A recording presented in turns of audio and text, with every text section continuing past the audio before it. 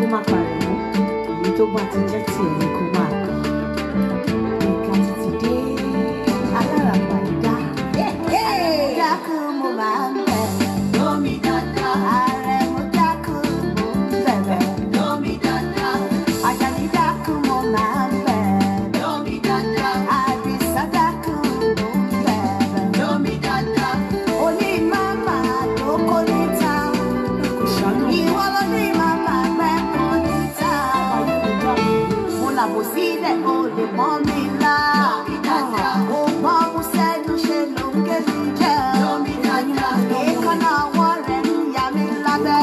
Lómi dáadáa. Mo ṣe lánàá rẹ̀ nù, àbíyá rẹ̀ ń bá. Lómi dáadáa. Ó ṣòro láti fẹnu kò ọlẹ́nu. Lómi dáadáa. Àlàní dákú mo ń bẹ̀. Lómi dáadáa.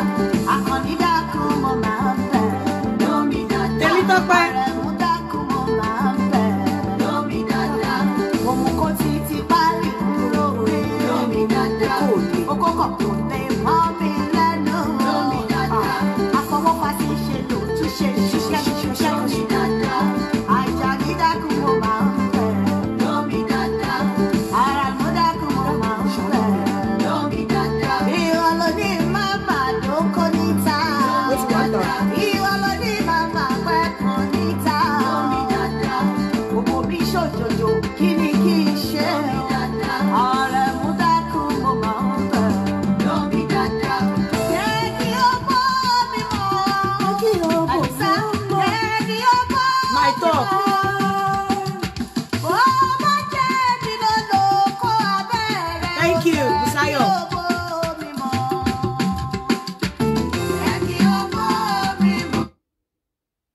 Tani. Ẹ ní sùúrù. Àṣàkẹ́.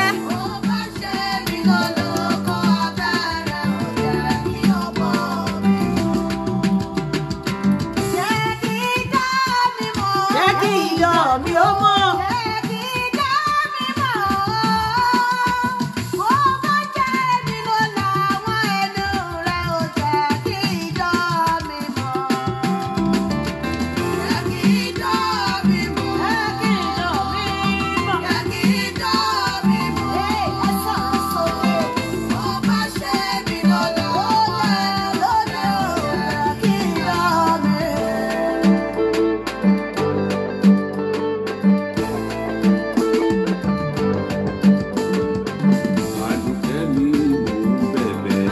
Ẹ̀wọ̀n obìnrin tó bá ní ìdí tó bá ní fùrọ̀ ńlá. Ókè náà. Àárí gbogbo tó ń vibrate àti oko tó ń vibrate la fẹ́ sọ.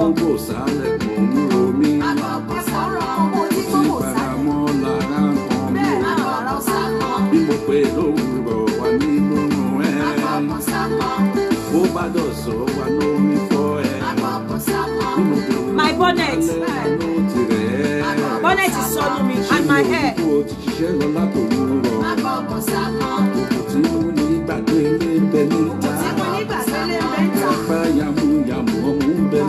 Níyì lọ́lá kí ni yẹn ti dé o.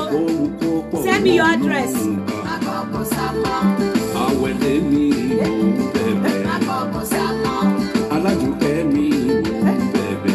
Oshijiri, thank you.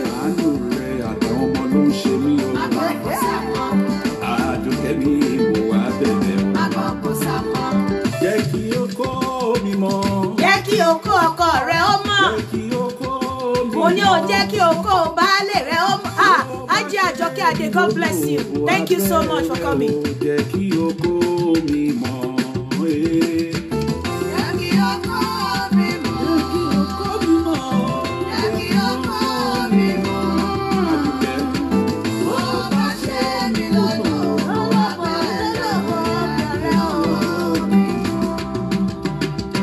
Samson, please leave my platform, please. Go to charity office. Don't let me block you, please.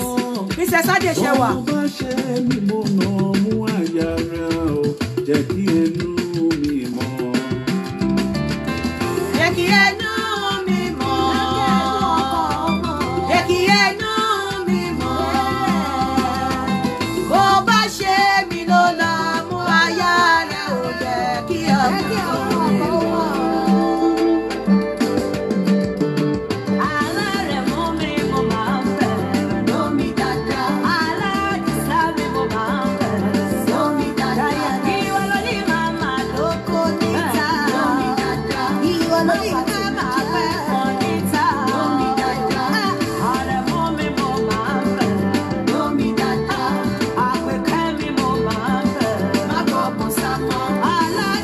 Yomi Adedeji, God bless you.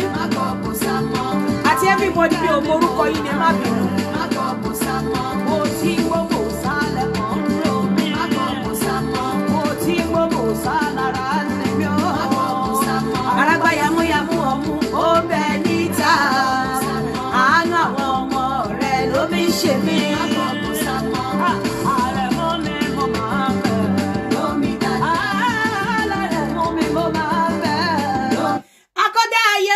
Ìbàrẹ̀ ni mo ṣe olùdá oko, olùdá oko, olùdá òbò, olùdá ẹ̀pọ̀, olùdá idán, olùdá mú. Ìbàrẹ̀ ni mo ṣe o, ìbàrẹ̀ ni mo ṣe òòṣà òkè. Ìbàrẹ̀ ni mo ṣe o, ìbàrẹ̀ ni mo ṣe òòṣà òkè. Ẹ jọjú mi ṣe. Ẹ kúrọ̀lẹ́, ẹ kú dédé wò yìí, ẹ kú bójọjọ́ ṣe rí ṣe dáadáa ni mo bá yín. Ẹ káàbọ̀ sórí abala ètò yìí, a kú ewu ọdún tuntun. Àṣẹ ìṣàmọ̀dún, bá ṣe ṣọdún yìí, àṣẹ ọdún mi ní ẹ̀mí. Ṣáájú mo kọ́kọ́ fẹ́ dúpẹ́ lọ́wọ́ gbogbo, mo kọ́kọ́ fẹ́ sọ wípé mo kọ́kọ́ fẹ́ apologize fún àwọn fans mi, àwọn sisters mi kan like Lafunki onípẹ́pẹ́yẹ sọnù, Àṣàkẹ́, Táíwò Àtàndá, Dáre, àwọn fans mi kan pọ̀ tó jẹ́ wípé bó tilẹ̀ jẹ́ pé bí wọ́n ṣe bínú sí mi tó wọ́n make ara wọn àbí fool níta, wọ́n bá mi jà lẹ́yìn, wọ́n bínú sí mi lẹ́yìn, ṣùgbọ́n wọ́n sì dúró tì mí, nǹkan tó ń pè ní loyalty nìyẹn. Pàápàá sista onípẹ́pẹ́yẹ sọnù Lafunki, èmi àti yẹn ti ẹ̀jà ó bínú, mẹ́wàá ẹni yìí ó máa ń guide mi jealously, kò kí ń fẹ́ kí nǹkan kan ṣe mí. Sista mi Fàǹtí, wọ́n pè wọ́n ní Fàǹtí, mo fẹ́ sọ pé ẹ jọ̀ọ́ àti gbogbo ẹ̀yin fans mi ní gbogbo àgbáyé, tí mo bá ti fi ọ̀rọ̀ tó wà nílẹ̀ yẹn ṣẹ̀, mo fi Ọlọ́run ọba bẹ̀ yín, ẹ má bínú, ẹ foríjì mi, ẹ jèbùrẹ́ àwọn olùgbẹ́bẹ̀, ẹ má bínú. Mo máa ń sọ fún yín, mo ní bí mo ṣe wà yìí, mo ní tèmi, mi ò wà perfect. Gbogbo nǹkan tí n bá dẹ̀ ṣe láyé, mi ò wà evil. Bó bá ṣe kọ sí mi ni mo ṣe máa ń ṣe. Kì í ṣe pé bóyá mo wà evil àbí bóyá mò ń intend pé kí evil ṣẹlẹ̀ sẹ́nikẹ́ni. Mi ò kí ń ṣerú ẹ̀dá bẹ́ẹ̀ láyé. Tẹ́ bá rí bẹ́ẹ̀, mo bẹ̀ yín nítorí Ọlọ́run, mo bẹ̀ alára, mo bẹ̀ ajérò, mo bẹ̀ ọ̀rọ̀gún léèlà, mo bẹ̀ yín wípé kẹ́ má bínú. Àwọn tí ọ̀rọ̀ yìí náà concern, tó bá dé tó bá rí bẹ́ẹ̀, ẹ jọ̀ọ́ nítorí Ọlọ́run, mo fi ìyọ́nú Ọlọ́run ọba bẹ̀ yín, ẹ má bínú. Àwọn ọmọ ló ṣe mí gẹ́gẹ́ bí mo ṣe sọ, ẹ má bínú nítorí Ọlọ́run. Pàápàá gbogbo ẹ̀yin fans mi tó dẹ́ ní mo make àwọn utterances kan bí ẹni tí ò bá ní wá mọ́ kó má wá mọ́ kìnnìkan, àwọn tí mo dẹ̀ sọ fún náà ọ̀pọ̀lọpọ̀ wọn ò máa padà má wá mọ́. Ṣùgbọ́n pé mo tiẹ̀ sọ, kì í ṣe pé mo take yín for granted, kì í ṣe pé bí mi ò mọ̀ yín ní èèyàn, kì í ṣe pé because láì sí ẹ̀yin, honestly kò sí èmi, kò sí Yinka TNT without Yinka TNT's fans, kò sí Yinka TNT níbì kankan. So láì sí ẹ̀yin, kò sí èmi. Mo fi ìyọ́nú Ọlọ́run ọba bẹ̀ yín, mo fi Ọlọ́run ọdún tuntun yìí mo fi bẹ̀ yín, ẹ má bínú. Ṣé wá rí pàápàá ẹ̀yin fans mi tó yẹ pé ẹ mọ̀ pé mò ń bí yín nínú, ṣùgbọ́n ẹ fi ìbínú yẹn wọ̀n síta. Bẹ́ẹ̀ lẹ ń bínú ní abẹ́, bẹ́ẹ̀ lẹ ń bínú lábẹ́, bẹ́ẹ̀ lẹ ẹ̀dẹ̀ tí ó sì ń jà níta. Ọlọ́run ò ní fi yín sílẹ̀, ẹ má bínú. Táíwò Àtàndá, Àṣàkẹ́ Tanímọ̀, Lafunki onípẹ́pẹ́yẹ sọnù, Princess Agbe, gbogbo yín ni mo ní pé ẹ jọ̀ọ́ torí Ọlọ́run, ẹ má bínú. Àtẹ̀yin tí mo mọ̀, àtẹ̀yin tí mi ò mọ̀, àtẹ̀yin tí ẹ wà disappointed, ẹ jọ̀ọ́ nítorí Ọlọ́run, ẹ má bínú. Èèyàn ni mí, ẹlẹ́ran ara ni mí, and I will remain èèyàn. I'm not perfect. Mo máa dẹ̀ ń sọ, ẹnì ọ̀kan gbogbo àti bá ti wá bíbà yìí, mo máa ń sọ fún yín pé èmi náà ní tèmi o. Tí bá ń sọ̀rọ̀ lọ́kọláya náà máa ní èmi náà ní tèmi, èmi náà mọ̀ nǹkan tí mo ti ṣẹlẹ̀ sí mi, èmi náà ní tèmi. Ẹ má wò mí bí Ọlọ́run, ẹ má wò pé bí mo ṣe wà yìí mi ò lè ṣiṣẹ́, àbí bí mo ṣe wà yìí èmi náà ò ti ṣe àwọn nǹkan kan. Ẹ má wò, ṣé mo pé mo máa ń sọ fún yín, èèyàn ara mi ló bọ́ta yẹn, èèyàn ara mi ló bọ́ta yẹn, but mo ò ní evil intention. But tó bá bá yín láàbò, tẹ́ bá rí the other way, àbí gbogbo àwọn tó concern, ẹ má bínú, ẹ jọ̀ọ́ nítorí Ọlọ́run, ẹ má bínú. Ẹ̀yin genuine fans mi, ẹ̀yin tó yẹ pé ẹ wà loyal, ẹ̀yin tẹ́ dúró gbọ̀ngbọ̀n, ẹ má bínú nítorí Ọlọ́run, ẹ jọ̀ọ́, ẹ jèbùrẹ́ àwọn olùgbẹ́lbẹ̀. Láti wákàtí yìí lọ, mo bẹ̀ yín nítorí Ọlọ́run, bẹ́ẹ̀ tí ò bá gbọ́yìn kì, inú kì í bàjẹ́. Number one, mo rí aṣọ yín, èmi ò ń ṣe tó ń dáhùn anything, bọ́ ẹ jọ̀ọ́, ẹ bá rí èèyàn kó máa kú, kẹ́rí èèyàn kó máa rùn ẹ má gbé wá bá mi iṣẹ́ okó àtòbò là wá ń ṣe and we are going to remain on this lane anything tó bá ṣẹlẹ̀ ẹ jọ̀ọ́ ẹ má bù mí gbọ́ torí ọ̀pọ̀lọpọ̀ yín gbà mí ẹ má ní mi ìfẹ́ mọ̀ ẹ má jẹ́ kí n gbọ́ especially tó bá invite ọmọ ẹ má jẹ́ kí n gbọ́ mi ìfẹ́ gbọ́ ẹ jọ̀ọ́ nítorí Ọlọ́run ẹ má gbé wá bá mi ẹ jẹ́ ká concentrate lórí ọ̀rọ̀ okó àtòbò and mo dẹ̀ wá promise yín torí gbogbo yín ọ̀pọ̀lọpọ̀ yín ti bá mi sọ̀rọ̀ lẹ́yìn pé intẹ́ fẹ́ ni mo máa ṣe okó àtòbò ni mo bá wá sórí ibi báyìí and I'm going to remain on the lane of okó àtòbò àtàwọn nǹkan míì tẹ́ ti sọ pé ẹ fẹ́ tí mi ò lè sọ níta bí ẹ ṣe fẹ́ kó rí ló ṣe máa rí I've always been a lonely Londoner and I will remain like that ṣó ti yé yín so bẹ́ẹ̀ ṣe fẹ́ kó rí bẹ́ẹ̀ náà ló ṣe máa rí ọ̀rọ̀ okó àtòbò òun la wá ṣe mo tún mú ìròyìn ayọ̀ kan wá fún yín Yinka TNT is going to another level and kí ni level yẹn I'm producing my own movie ó máa tí mo à ń lọ ṣiṣẹ́ mo ń ṣiṣẹ́ lọ́wọ́ lórí movie tèmi náà tí mo fi owó tèmi produce mo sọ fún yín pé I'm always working ahead so lórí ara iṣẹ́ tí mò ń ṣe yìí láti kọ́ àwọn èèyàn àti ń fẹnu sọ láti jọ yìí ká àwọn èèyàn kó wá máa wò ó kó máa wò ó àwọn tó ṣẹ̀ṣẹ̀ fẹ́ lọ sílé ọkọ àwọn tó wà nílé ọkọ kó ní kálukú máa rí ibi tó ti ṣe àtiṣe tó dẹ̀ máa redress ẹ̀ so ó ń bọ̀ fíìmù mi ń bọ̀ lọ́nà tá à ń pòpọ̀ lọ́wọ́ fíìmù Yinka TNT tó láti Àgbàlá Yinka TNT production tó dẹ̀ máa ní àwọn eléré àwọn òṣèré tó gbásky nínú ní àwọn òṣèré tó jẹ́ favorite yín ní àwọn òṣèré tí gbogbo yín máa like tó dẹ̀ máa make sense tó dẹ̀ máa jẹ́ wípé oníkálukú máa rí tẹ̀ bá dẹ̀ ṣe máa ṣe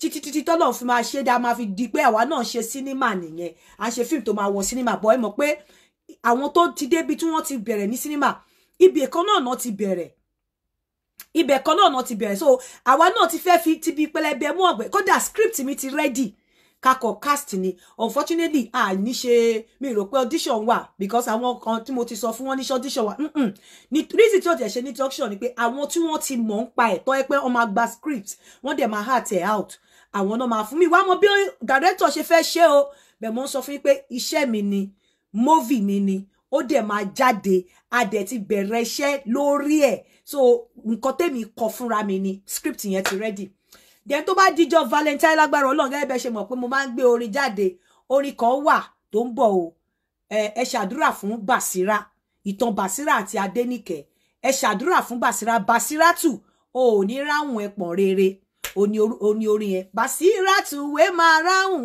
ẹpọ̀n rere Basiratu wé máa ráhùn ẹpọ̀n rere Basira wé máa àbí kí fún yín ní díẹ̀ nú ẹ̀ ni ẹ sọ̀rọ̀ bóyá kí fún yín ní díẹ̀ nú ẹ kò sọ fún mi bóyá kí fún yín ní díẹ̀ nú ẹ kò sọ fún mi tẹ́ bá fẹ́ kí fún yín ní díẹ̀ nínú ẹ sọ fún mi ẹ sọ fún mi ẹ kò indicate tẹ́ bá fẹ́ kí fún yín ní díẹ̀ nínú ẹ kí kò rọra play díẹ̀ nínú ẹ kẹ́kọ̀ọ́ gbọ́ orin tó ń bọ̀ ní ọjọ́ ṣé kí fún yín ní díẹ̀ nínú ẹ ni àbí kí n keep ẹ kó di suspense ṣé kí n keep ẹ àbí kí n fún yín díẹ̀ nú ẹ ṣé kí n fún yín ní díẹ̀ nú ẹ ẹ sọ fún mi àbí kí n filẹ̀ dìgbà yẹn ṣé kí n fún yín díẹ̀ nú ẹ àbí kí n fún èmi ò tí ì rí àwọn èèyàn ò tí ì comment let's hear it okay ẹ jẹ́ kí n fún yín ní díẹ̀ nú ẹ ẹ jẹ́ kí n fún yín ní díẹ̀ nú ẹ.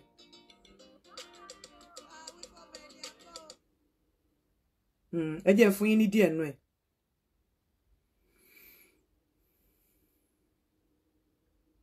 Ẹ jẹ́ fún yín ní díẹ̀ nú ẹ̀. Kẹ́kọ̀ọ́ fílẹ̀. Ń bọ̀.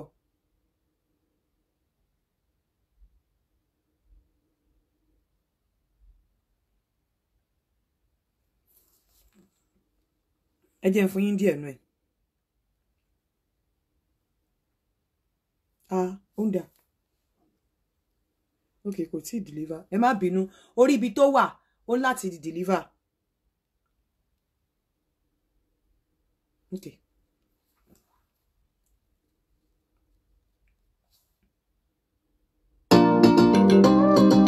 Yinka today, aláràgbà yá. of the beat.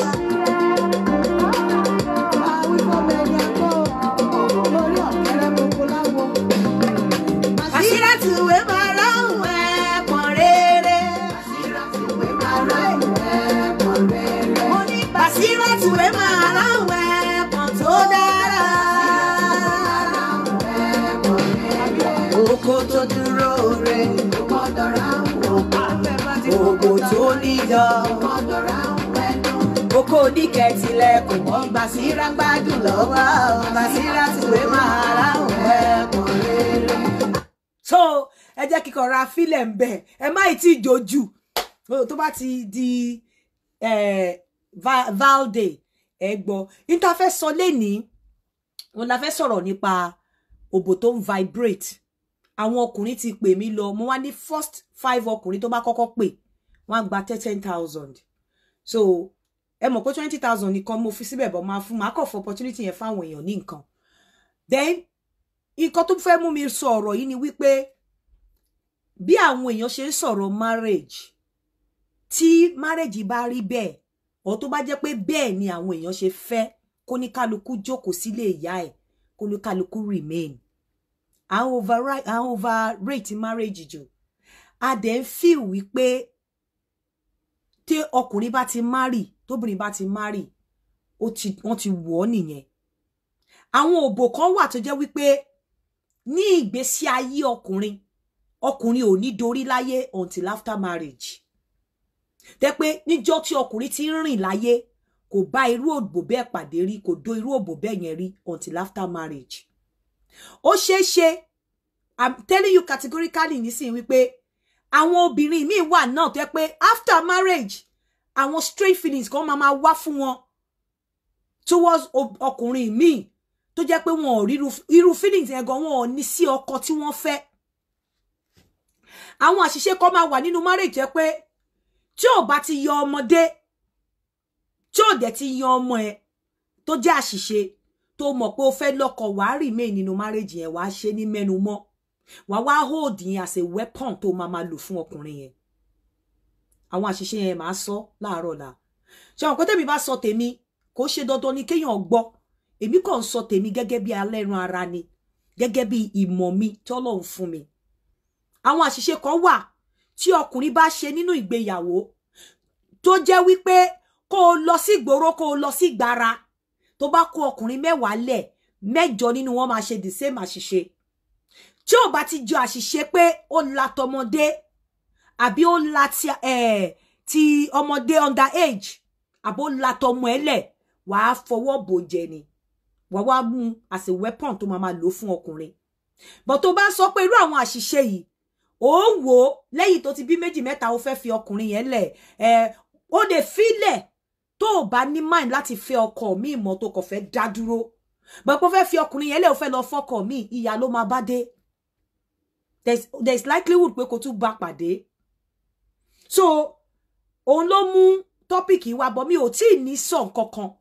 Ẹ jẹ́ kí n ṣí fóònù lẹ̀ gẹ́gẹ́ bí mo ṣe sọ pé first 5 people tó bá kọ́kọ́ pè ẹ má jẹ́ ìjẹ́ kí n play àwọn voice note tó wà ń bí nípa àwọn ọkùnrin tó ní àwọn ti dó òbò tó vibrate rí.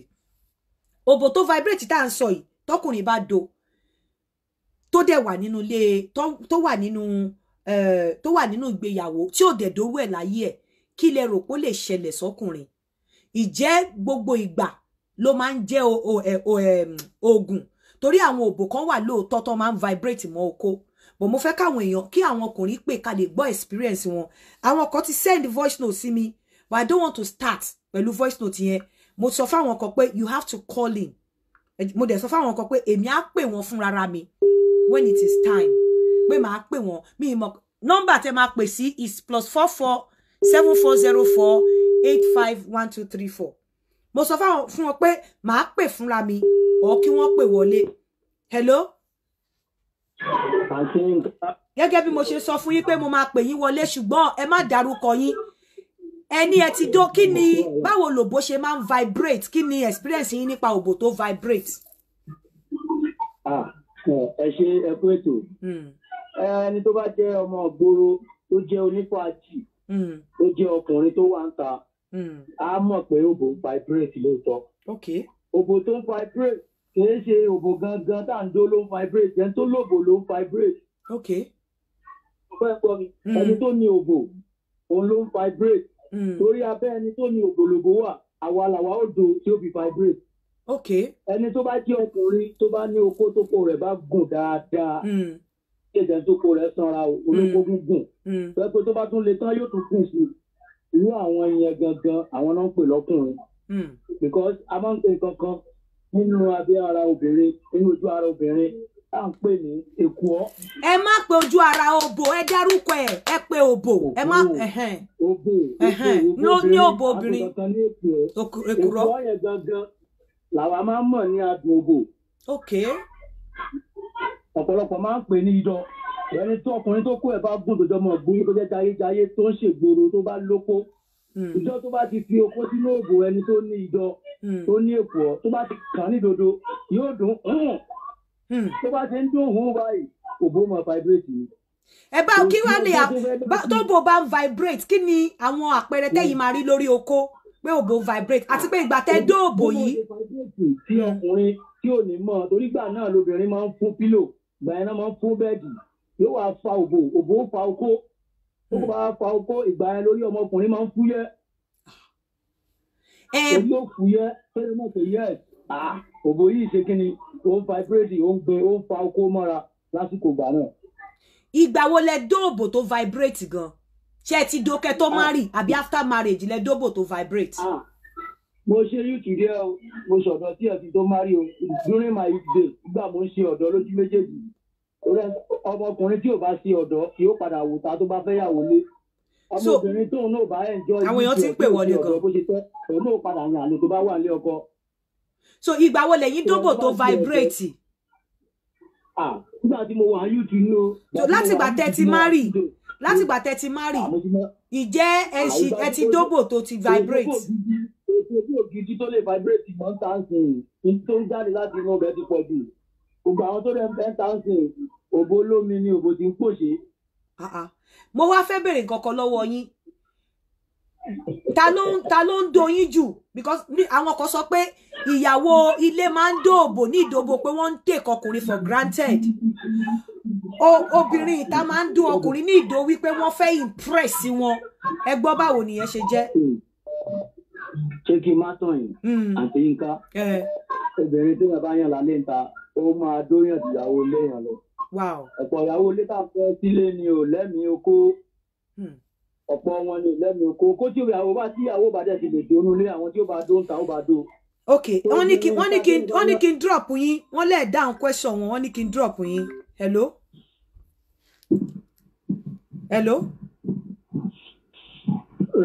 Hello sir. Ẹ gbọ́ ṣẹ́yìn tí báwo lòbó ṣe ń vibrate then kí ni àǹfààní tó wà nínú kóbò máa vibrate ṣẹ́yìn tí dóbò tó vibrate. Hello? Ẹ jọ̀ọ́. Hello? Ẹ wà níbi tí network wà. Hello? Mo ti ń gbọ́ yín báwo lòbó ṣe ń vibrate. Mo ti experience lẹ́ẹ̀kan. Okay. Tí ẹ bá ti okó bọ̀ yẹn kàn máa rí tó máa vibrate tó máa bí kó ń rí yẹn bí kó kàn vibrate lára èèyàn. Ẹ jọ̀ọ́ ẹni tó bá lè dáhùn question yìí dáadáa ni kó pè. Ẹ má waste time wa.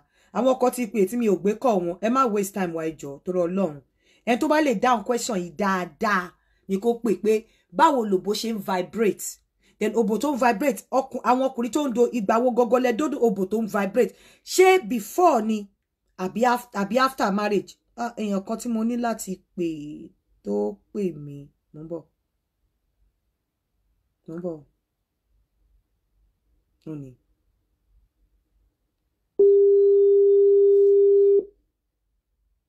Yeah, mo ti drop ẹ. Ọ̀rọ̀ yẹn ti ń bọ̀ èmi gan.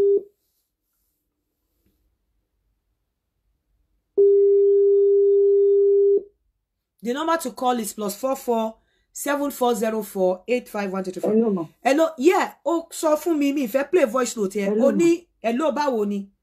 ó sọ fún mi Okay. mi fẹ́ play voice note olóbù ẹ̀ máa ń vibrate.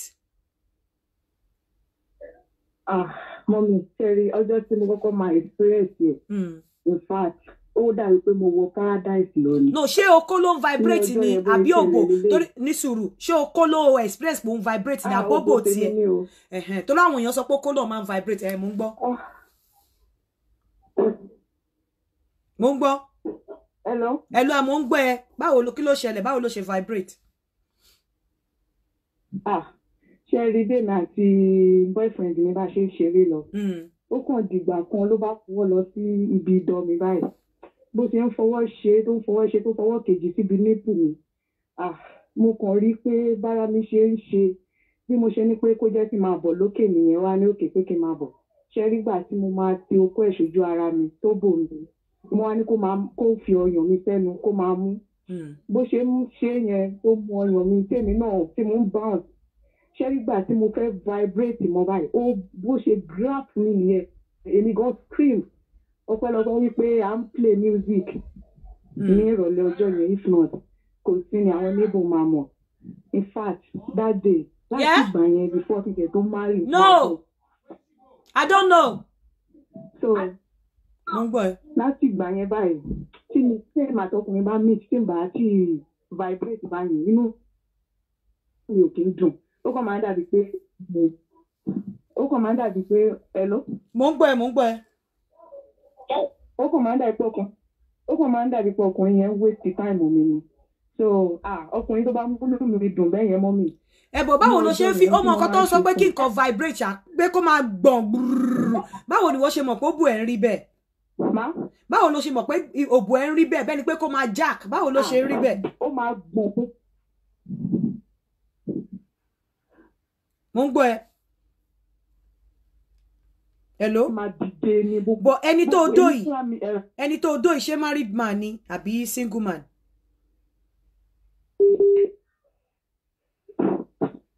Hello.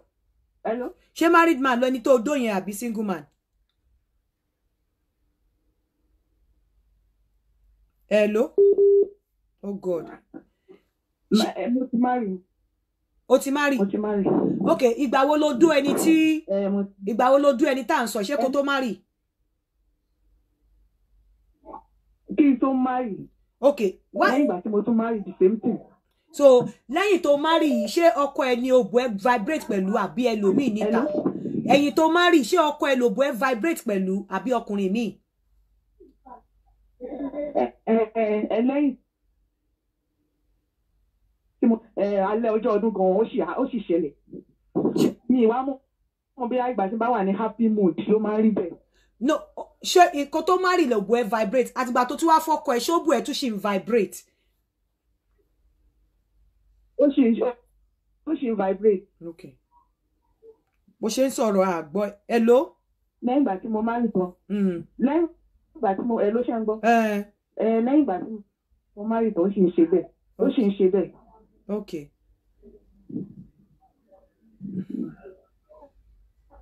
Okay, ẹ jẹ́ ká gbé kọ́ yìí ẹni yìí ń pè mí mo dẹ̀ ti gbé.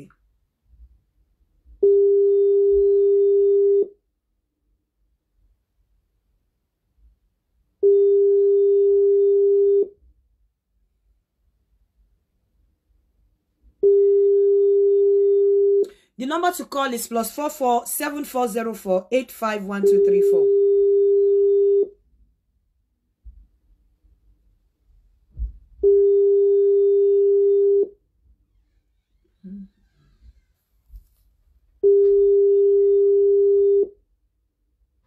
Ṣebẹ́ ni ló pè mí sí tí ò bá gbé call yìí mo máa block ẹ ni o.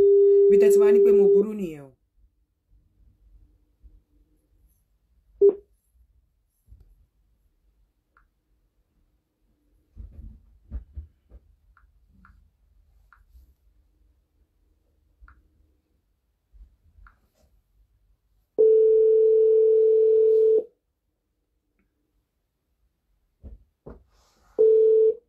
Hello? Hello? Hello, Auntie Yinka. À ń gbọ́ yín. Ògùn tó ń vibrate, yes.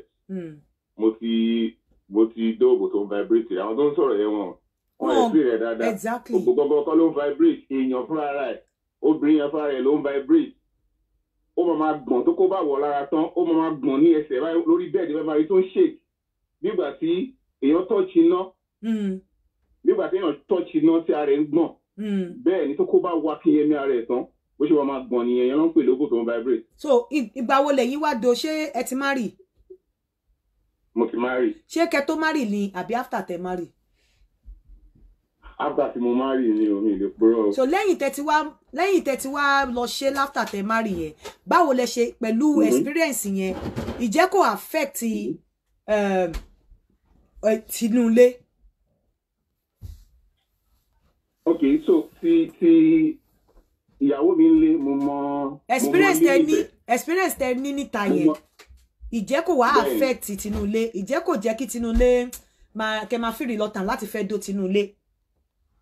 Rárá, kò jẹ́ kí n feel reluctant because mo mọ limit ẹ̀ tẹ́lẹ̀tẹ́lẹ̀.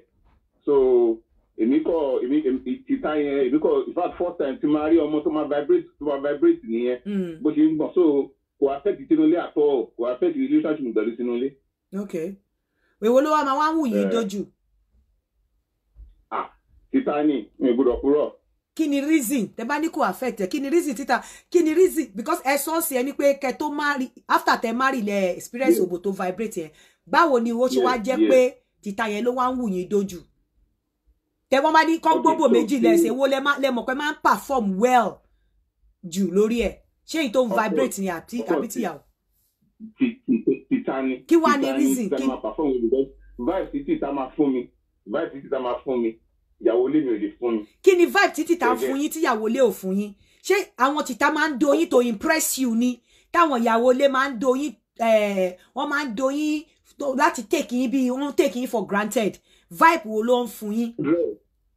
100. Àwọn títà máa ń do me to impress me, not anything. Wọ́n máa ń do me to impress me. Ìyàwó lé o lè ní pé nǹkan báyìí ló fẹ́ kó lóun ò fẹ́. O lè sọ fún ìyàwó lé bí kẹ́ lọ ṣeré ń bathroom pé ní rárá. Àbí kò fẹ́ sáré fún ní quickie ní kitchen kò ní rárá. Ṣùgbọ́n títà any corner tẹ́ bá fi múra yín ẹ̀ ń ṣeré lọ nìyẹn. Dẹ̀ wá fi pé bóyá ẹ̀ ń tọ́jú bóyá nǹkan tí títà ń gbà lọ́wọ́ yín ìyàwó lé ò rí gbà lọ́wọ́ yín ló ṣe ń impress yín pé kẹ́ bá lè padà wá next time. Feel bẹ́ẹ̀ àbí ẹ ní láti náwó fún wọn gangan tó impress yín. No, so the truth is títà àjọ ń gbádùn ara wa ni. Mo náwó fún bọ̀ owó kọ́ ni mo fi impress ẹ̀. I understand. Owó kọ́ mo fi impress ẹ̀. Ó like me, mo like ẹ̀. But it's not about the money. It's about mutual feeling. So wá fi pé the same tí owó tẹ́ ń ná fún yẹn. Tẹ́ bá ná fún ilé fi pé ìyàwó ilé náà máa do yín to impress you. Àbí ẹ fi pé sí àbí. Personally, I'm telling you no. In fact, I even spend more on Yawole than Ita. That's a fact. Yes. So nísìnyí tó bá gbé òbò kí wá lẹ wá keep kí ló wá mú ọkùnrin keep Yawole tó dẹ̀ jẹ́ pé ọkàn wọn ìta ló máa ń wà pẹ̀lú obìnrin why? Okay, ẹ jẹ́ kí n explain dada. Ipe mo ń dó ọmọ níta kò mí pé ọ̀dọ̀ ìta ni ọkàn mi wà pẹ̀lú ìta yẹn lọ́kàn mi wà o. Okay. I'm talking of sexual experience when it comes to co-enjoy sex. Come okay, yes, ẹni yìí bá ẹ ṣeré I will still prefer tita because ibi tí tita máa gbé mi dé ti ilé ò lè gbé mi dé bẹ́ẹ̀ mo dẹ̀ ti accept it lé for who she is. Okay, ìjẹ́ gbà pé ibi tí òbò bá wà ibẹ̀ lọ nígbà míì ọkùnrin mi ibi tí òbò ẹ̀ bá wà ó lè wà carried away pé kí tinúlé gan má gbádùn ẹ̀ bíi ti tìta mọ́ ta ló ń gbádùn yín jù sexually nísìn láàrin ẹni tó ń fún tó ní ta ló ń gbádùn yín sexually ta ló ń gbádùn yín jù sexually ní ẹ̀yin méjèèjì náà méjèèjì. Two questions lẹ́bẹ̀rẹ̀ jẹ́ kí n answer question méjèèjì. Ipe ibi tí òbò bá wà ni ọkàn ọkùnrin máa wà sometimes. To an extent you are right because tí ọmọ bá múnú èrò dáadáa tó ń fún ẹlẹ́rìí ṣe dáadáa wàá máa rántí ẹ̀ gbogbo gbà especially tó bá tún níwà pẹ̀lú ẹ̀. You understand? Now another thing ni pé tẹ́ bá sọ̀rọ̀ ipe ìyàwó kìnìkan ṣe rí ìyàwó àti ní life contract ó bímọ fún mi. You understand? And when it comes to sexual satisfaction, mo satisfy here to our own extent. I know, not even I believe. But only you satisfy me. Yes, only you satisfy me. I understand. So, bó ṣe jẹ́ nìyẹn. So, báwo lẹ ṣe fi pé ìyẹn ṣe máa affect ìgbéyàwó in terms of pé ibi tí ọkàn yín wà nípa sexually ìta ni but torí life contract lọ́kàn yín ṣe wà nínú ilé báwo lẹ ṣe fi pé wọ́n affect ìgbéyàwó. Okay, so for me mo believe pé tí ọkùnrin bá wà tó wà responsible tó dẹ̀ mọ nǹkan tó ń ṣe kò yẹ kó allow sexual pleasure tó ń rí láti ta kó affect marriage. Ó ti mọ obìnrin tó fẹ́ let me okay ẹ má yẹ kí n sọ̀rọ̀ lọ síbẹ̀ but I don't know who is listening to this but ọmọ obìnrin tó fẹ́ ọmọ limit obìnrin tó bá dẹ̀ try láti pé kó bring it up to your own limit torí pé bí a kò adapt torí ọkọ rí pé bí a kò ready láti come to your own standard. But tó ṣàmọ̀ kó òun gbìyànjú ti tẹ̀ when it comes to sexual satisfaction tó dẹ̀ appreciate it. Yeah. ọ̀pọ̀lọpọ̀ ìgbà limit téèyàn fẹ́ nínú obìnrin after marriage ó máa tún drop ó máa ń kúrò from that ibi tó wà after marriage èèyàn ṣe máa a lot of things èèyàn máa ń rí a lot of things nígbà obìnrin so irú ọkùnrin tó wá rírun nǹkan báyẹn after marriage ṣe máa fi pé kò wà rẹ̀ tó wá decide láti pick tent pẹ̀lú bóyá ẹni tó bù ẹ̀ ń vibrate ṣe máa sọ pé kò wà responsible mi because obìnrin tó yẹ pé bóyá kẹ tó marry ara yín ó ń gbà kẹ́ máa dóhùn lẹ́ẹ̀mejì láàrin ọ̀sẹ̀ ẹ máa ń dóra yín ẹ wá marry tán ó wá sọ di ẹ̀ẹ̀kan lóṣù tí ẹ bá wá jọ rí èèyàn kan tó wá ń satisfy yín sexually tí ọkàn yín wá shift does that make you an irresponsible person? It doesn't make me an irresponsible person. So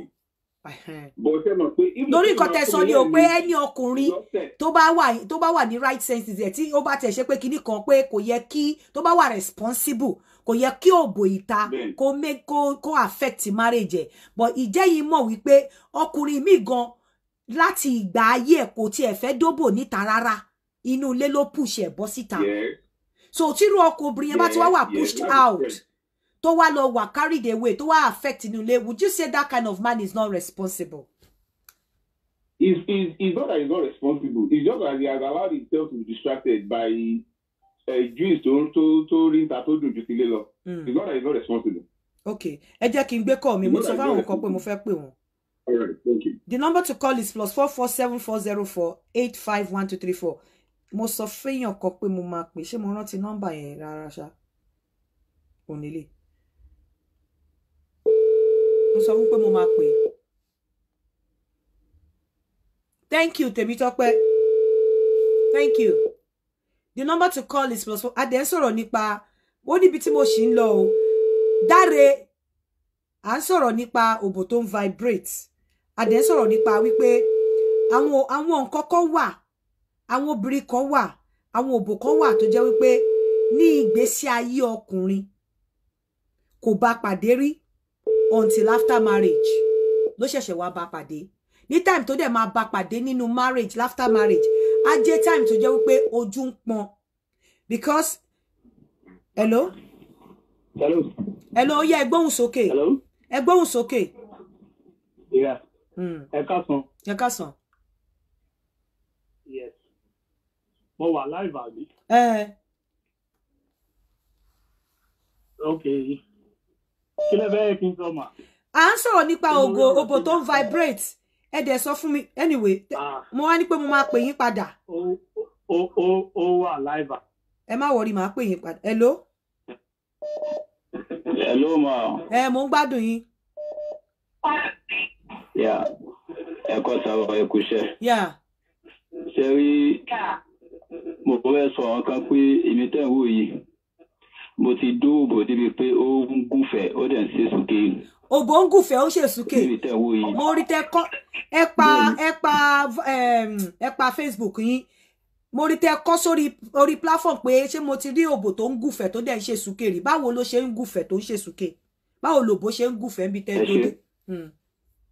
ẹ ṣe tí ayé mi tẹ́ òbò jẹ́ nìkan tó láìkì òbò gan tó yẹ pé tí màá dúró láàrin ọ̀sẹ̀ mi kí wà òkè mo láìkì òbò gan níbo gan ó mú mi débi pé mo fẹ́ ìyàwó ní àárín ọdún méjì síra wọn ìyàwó méjì mo fẹ́ ká ní mo fẹ́ kan lọ́dún mo tó wá fẹ́ kan lọ́dún tó ó ń bọ̀ bíi 2023 2024 ìyàwó méjì mo bá pẹ̀ lọ́dún kan síra wọn ó ti so bó ti ṣẹlẹ̀ ní wípé téèyàn bá fẹ́ dó owó bòbá ṣé ń gbọ́ mi mà téèyàn bá fẹ́ dó owó bòbá àkọ́kọ́ bẹ́ẹ̀ ẹ pé àwọn míì wà tó yẹ pé mo máa ń lo drug àwọn mìíràn tó yẹ pé ọlọ́run dẹ̀ fún wọn ní natural performance ẹ pé yes natural. báwo lẹ ṣe wá dóbò tó ń gùfẹ̀ tó ń súkì tó ń ṣe súkì. ẹ ló mà. mo ń gbọ́ tó bá jẹ́ natural yẹn. tó bá ti fún natural ni obìnrin yẹn òun ní kọ́kọ́ ráìdì ọkọ̀ tó máa wà lórí ọkọ̀ tẹ́ kó obìnrin rẹ̀ ó fi kọ́m. ṣé ìdáwó pé tóbìnrin ẹ̀ẹ̀mejì lóbìnrin máa ń kọ́m ọ̀nà méjì lóbìnrin fi lè kọ́m àkọ́kọ́ ni tó kọ́kọ́ wá pẹ̀lú cement tí ó kàn ra release díẹ̀. ṣé wá rí ẹlẹ́ẹ̀kejì yìí ni tí ó wà nígbà tẹ́ kó máa pọ̀ tí ó wá yẹn mọ́ra bí kó búyàn jẹ. náà tí ẹ̀ bá fẹ́ dó obìnrin kó sí ìgbà rẹ̀ èyí tó ń ṣe ni wípé èyí ó jẹ́ kó kọ́kọ́ ráìdì èèyàn náà tó bá ti ráìdì èèyàn tóun ti wá ọkùnrin ẹni wà tẹ̀sẹ̀ bẹ̀rẹ̀ iṣẹ́. báwo lẹ ṣe mọ̀ pé ẹni sùúrù báwo lẹ ṣe mọ̀ pé òbò yẹn ń gùfẹ̀ báwo lẹ ṣe mọ̀ pé òbò tí mò ń dó yìí ó ń gùfẹ̀ o kí ló ṣe báwo lẹ ṣe mọ̀ pé òbò yóò ṣe súkì. kì í ṣe pé bóyá òbò gangan ni ó máa sọ wípé òun ń gùfẹ̀ àbí òun ṣe sókè ọmọ téèyàn dó gangan lèyí ó ti mọ̀ wípé mo dó ọmọ yìí ó ṣe kí ni ó ń ṣe sókè ó dẹ̀ ń gùfẹ̀ tẹ́ pé yẹn ṣẹ̀ṣẹ̀ wá omi fún ni. so tí wọ́n ti tẹ́lẹ̀ pé òbò rẹ̀ gangan ni yẹn mo kéèyàn dóbò tán kó mọ àbí kó mọ ṣe àwọn sáà yẹn. kó máa ṣe báwo ló ṣe ṣe báwo lẹ ṣe ló ṣe é ṣe. kéèyàn máa ṣe sùkè kéèyàn tẹ́ máa gùnfẹ́ ṣe àkóso àbá fẹ́ gùn tẹ́yàn bá mú tán àwọn tàbí kéèyàn máa jẹ nǹkan mí tán èèyàn máa ń sùgbẹ́ àwọn gùnfẹ́ kí kíní jáde ní ẹnu náà èsùkè ni pé kéèyàn ṣe ó ti yẹ yín báyẹn kì í ṣe pé bóyá orí ibi tẹ́yà ti ń dóbò yẹn lọ́wọ́ ẹni kíní ó ti máa ṣẹlẹ̀ tó ń bá ti ṣeré tán ni. ok ẹ jẹ́ ká gbé kọ́ mi ọ̀rọ̀ yẹn ò yé mi ò kéèyàn dóbò gùfẹ̀ kò yé mi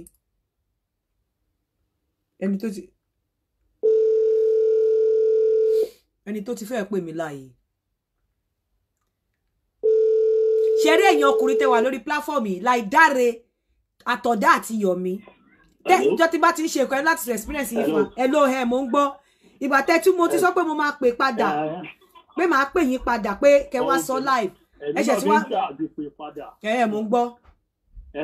experience yẹn lágbára gan ni o okay experience tó lágbára tó yẹ pé tí ọ̀pọ̀lọpọ̀ ọkùnrin bá rírè èèyàn bẹ́ẹ̀ dọ̀lọ́lọ́la ni mo sì máa fi ń bẹ nìyẹn cause time ó dà pé mo ò irú ẹ̀ rí ni. ok kí ló ṣẹlẹ̀. pé lóòótọ́ pé nǹkan yìí pé ó ń vibrate pé òbò ń vibrate lóòótọ́ èmi fúnra mi mo ní kí ló dé ṣé ẹni yìí ṣé ó nítoró ti pẹ́ póun náà nídìí ọkùnrin pọ̀ mo wà mọ̀ nǹkan tó yẹ sá láti gbà ẹ̀ pọ̀ ó dà pé ó rí i pé mo wà anxious láti. ó yá ẹ sọ kí ló ṣẹlẹ̀ gan-an. gbogbo ọyún ọjọ́ tá a máa kọ́kọ́ meet ó sọ́ọ̀kì mi right. okay. ó dẹ̀ wọ́n pé well kò sí wàhálà. ṣé ẹ ti marry kẹ́ tó wá meet. mo ti marry. so ó wá sọ́ọ̀kì yín mo ń gbọ́ ṣé meanwhile ìyàwó tẹ fẹ́ sílé ṣó sọ́ọ̀kì yín. no ó máa ń sọ ìyẹn máa ń dájọ́ sí mi àwọn lè dájọ́ sí after 3 months. okay. ìgbà míì owó la máa fi bẹ̀rẹ̀. so mo lọ opportunity àti wá pàdé ẹni tó jù mí lọ àgbè tó yẹ fóun náà kó tó ní ìdẹ̀ divorce ni so ó jẹ́ ẹni tó yẹ pé kò ń ṣèrà mi so gbà tó ṣáàdì so stage kan ní àwọn ọ̀rẹ́ tó ń ṣe báyìí fún wọn pé pé èmi náà rírun nǹkan báyìí débi pé mo lójú 5 minutes lọ tí máa fi kàn ìgbà tí máa penetrate anxiety gbogbo ojú ara ẹ̀ vibrate báyìí ni òbò ẹ̀ ń vibrate ni mo ní kí ló dé ọlọ́run ló ṣẹ̀dá ilé pé àbí ọ̀tọ̀ àbí àìṣeránù ṣèrànù ló máa ń jẹ́ kẹ́lò ní ìlú ìsòyí ló máa ń wà àbí ó tọ́jú ara ẹ̀ pa àmọ́ mo ṣáà ń bí ní series of questions ó ní kò yóò náà ó ní kò ń ṣe pé bóyá ní usage ẹni tí mò ń sọ yìí it should be around 52 now. It should be around 52 years. So kí ló wá ti wá ṣẹlẹ̀ láti jọ́ tẹ́tí do kí ló wá ṣẹlẹ̀ sí ìyàwó onílé? Ẹni oníkálùkù wà lórí ọwọ́ ẹ̀ ni oníkálùkù wà lórí ọwọ́ ẹ̀ tọ́mígan tí ẹ̀ mọ́dà nípa ẹ̀ pé ẹ jẹ́ ká gbé kọ́ mi. Ẹ jẹ́ ká gbé kọ́ mi. Ojoojúmọ́ ẹ̀bẹ̀ àwọn òbò tó dùn jòbò ìyàwó lé lọ́wọ́ à ń ta ọ́. Tí ìyàwó lé bá ń fọkùnrin ṣakọ òun ló fi ilé ẹ̀ ló fi tàfàlà. Ẹ bá mi cut kọ́ yín ẹ jọ̀ọ́ ẹ jẹ́ kí n gbé kọ́ mi. Okay. Yeah. Ta lẹ ni ní ìtẹ̀wálé ni tó ń pè mí mọ́ báyìí. Okay, ẹni tó ń pè mí ni.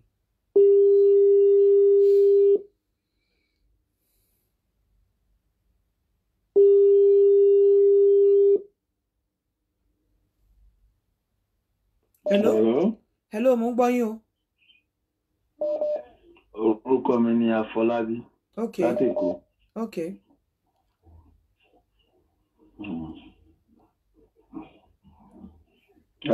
Hello, mo ń gbọ́ yín. Yeah, èmi ti rí bọ̀ ìyàwó lé tèmi ló ṣẹlẹ̀ sí o. Okay.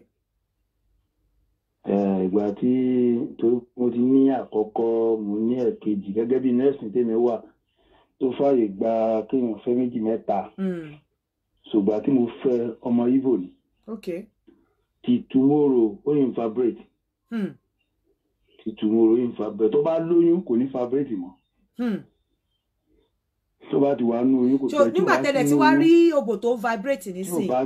Láti gbà tẹ́ ti fẹ́ ìjẹ́ wá dóbò mí ń ta. Àtìgbà tẹ́ ti wá fẹ́ obìnrin yẹn ṣe wá dó mi níta.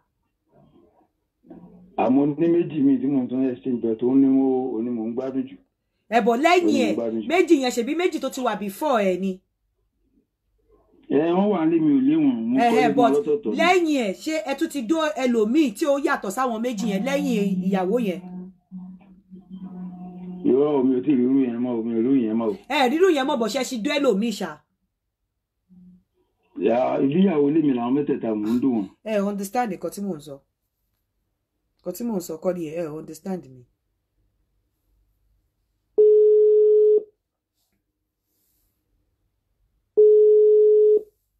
Hello? Hello, Kenji. Mo ń gbọ́ yín sà. Hello, ma. Hello, sà. Mo fẹ́ máa ń dá sí program ni ma. Mo ń gbọ́ yín sà.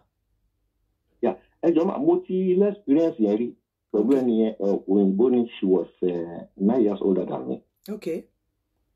So nígbà tí mo pàdé ẹ̀ so àti ọmọ máa ń sọ̀rọ̀ ó wá máa ń bá mi lé so àbẹ̀rẹ̀ sí ní dóra wa. So nígbà tí a máa kọ́kọ́ dóra wa.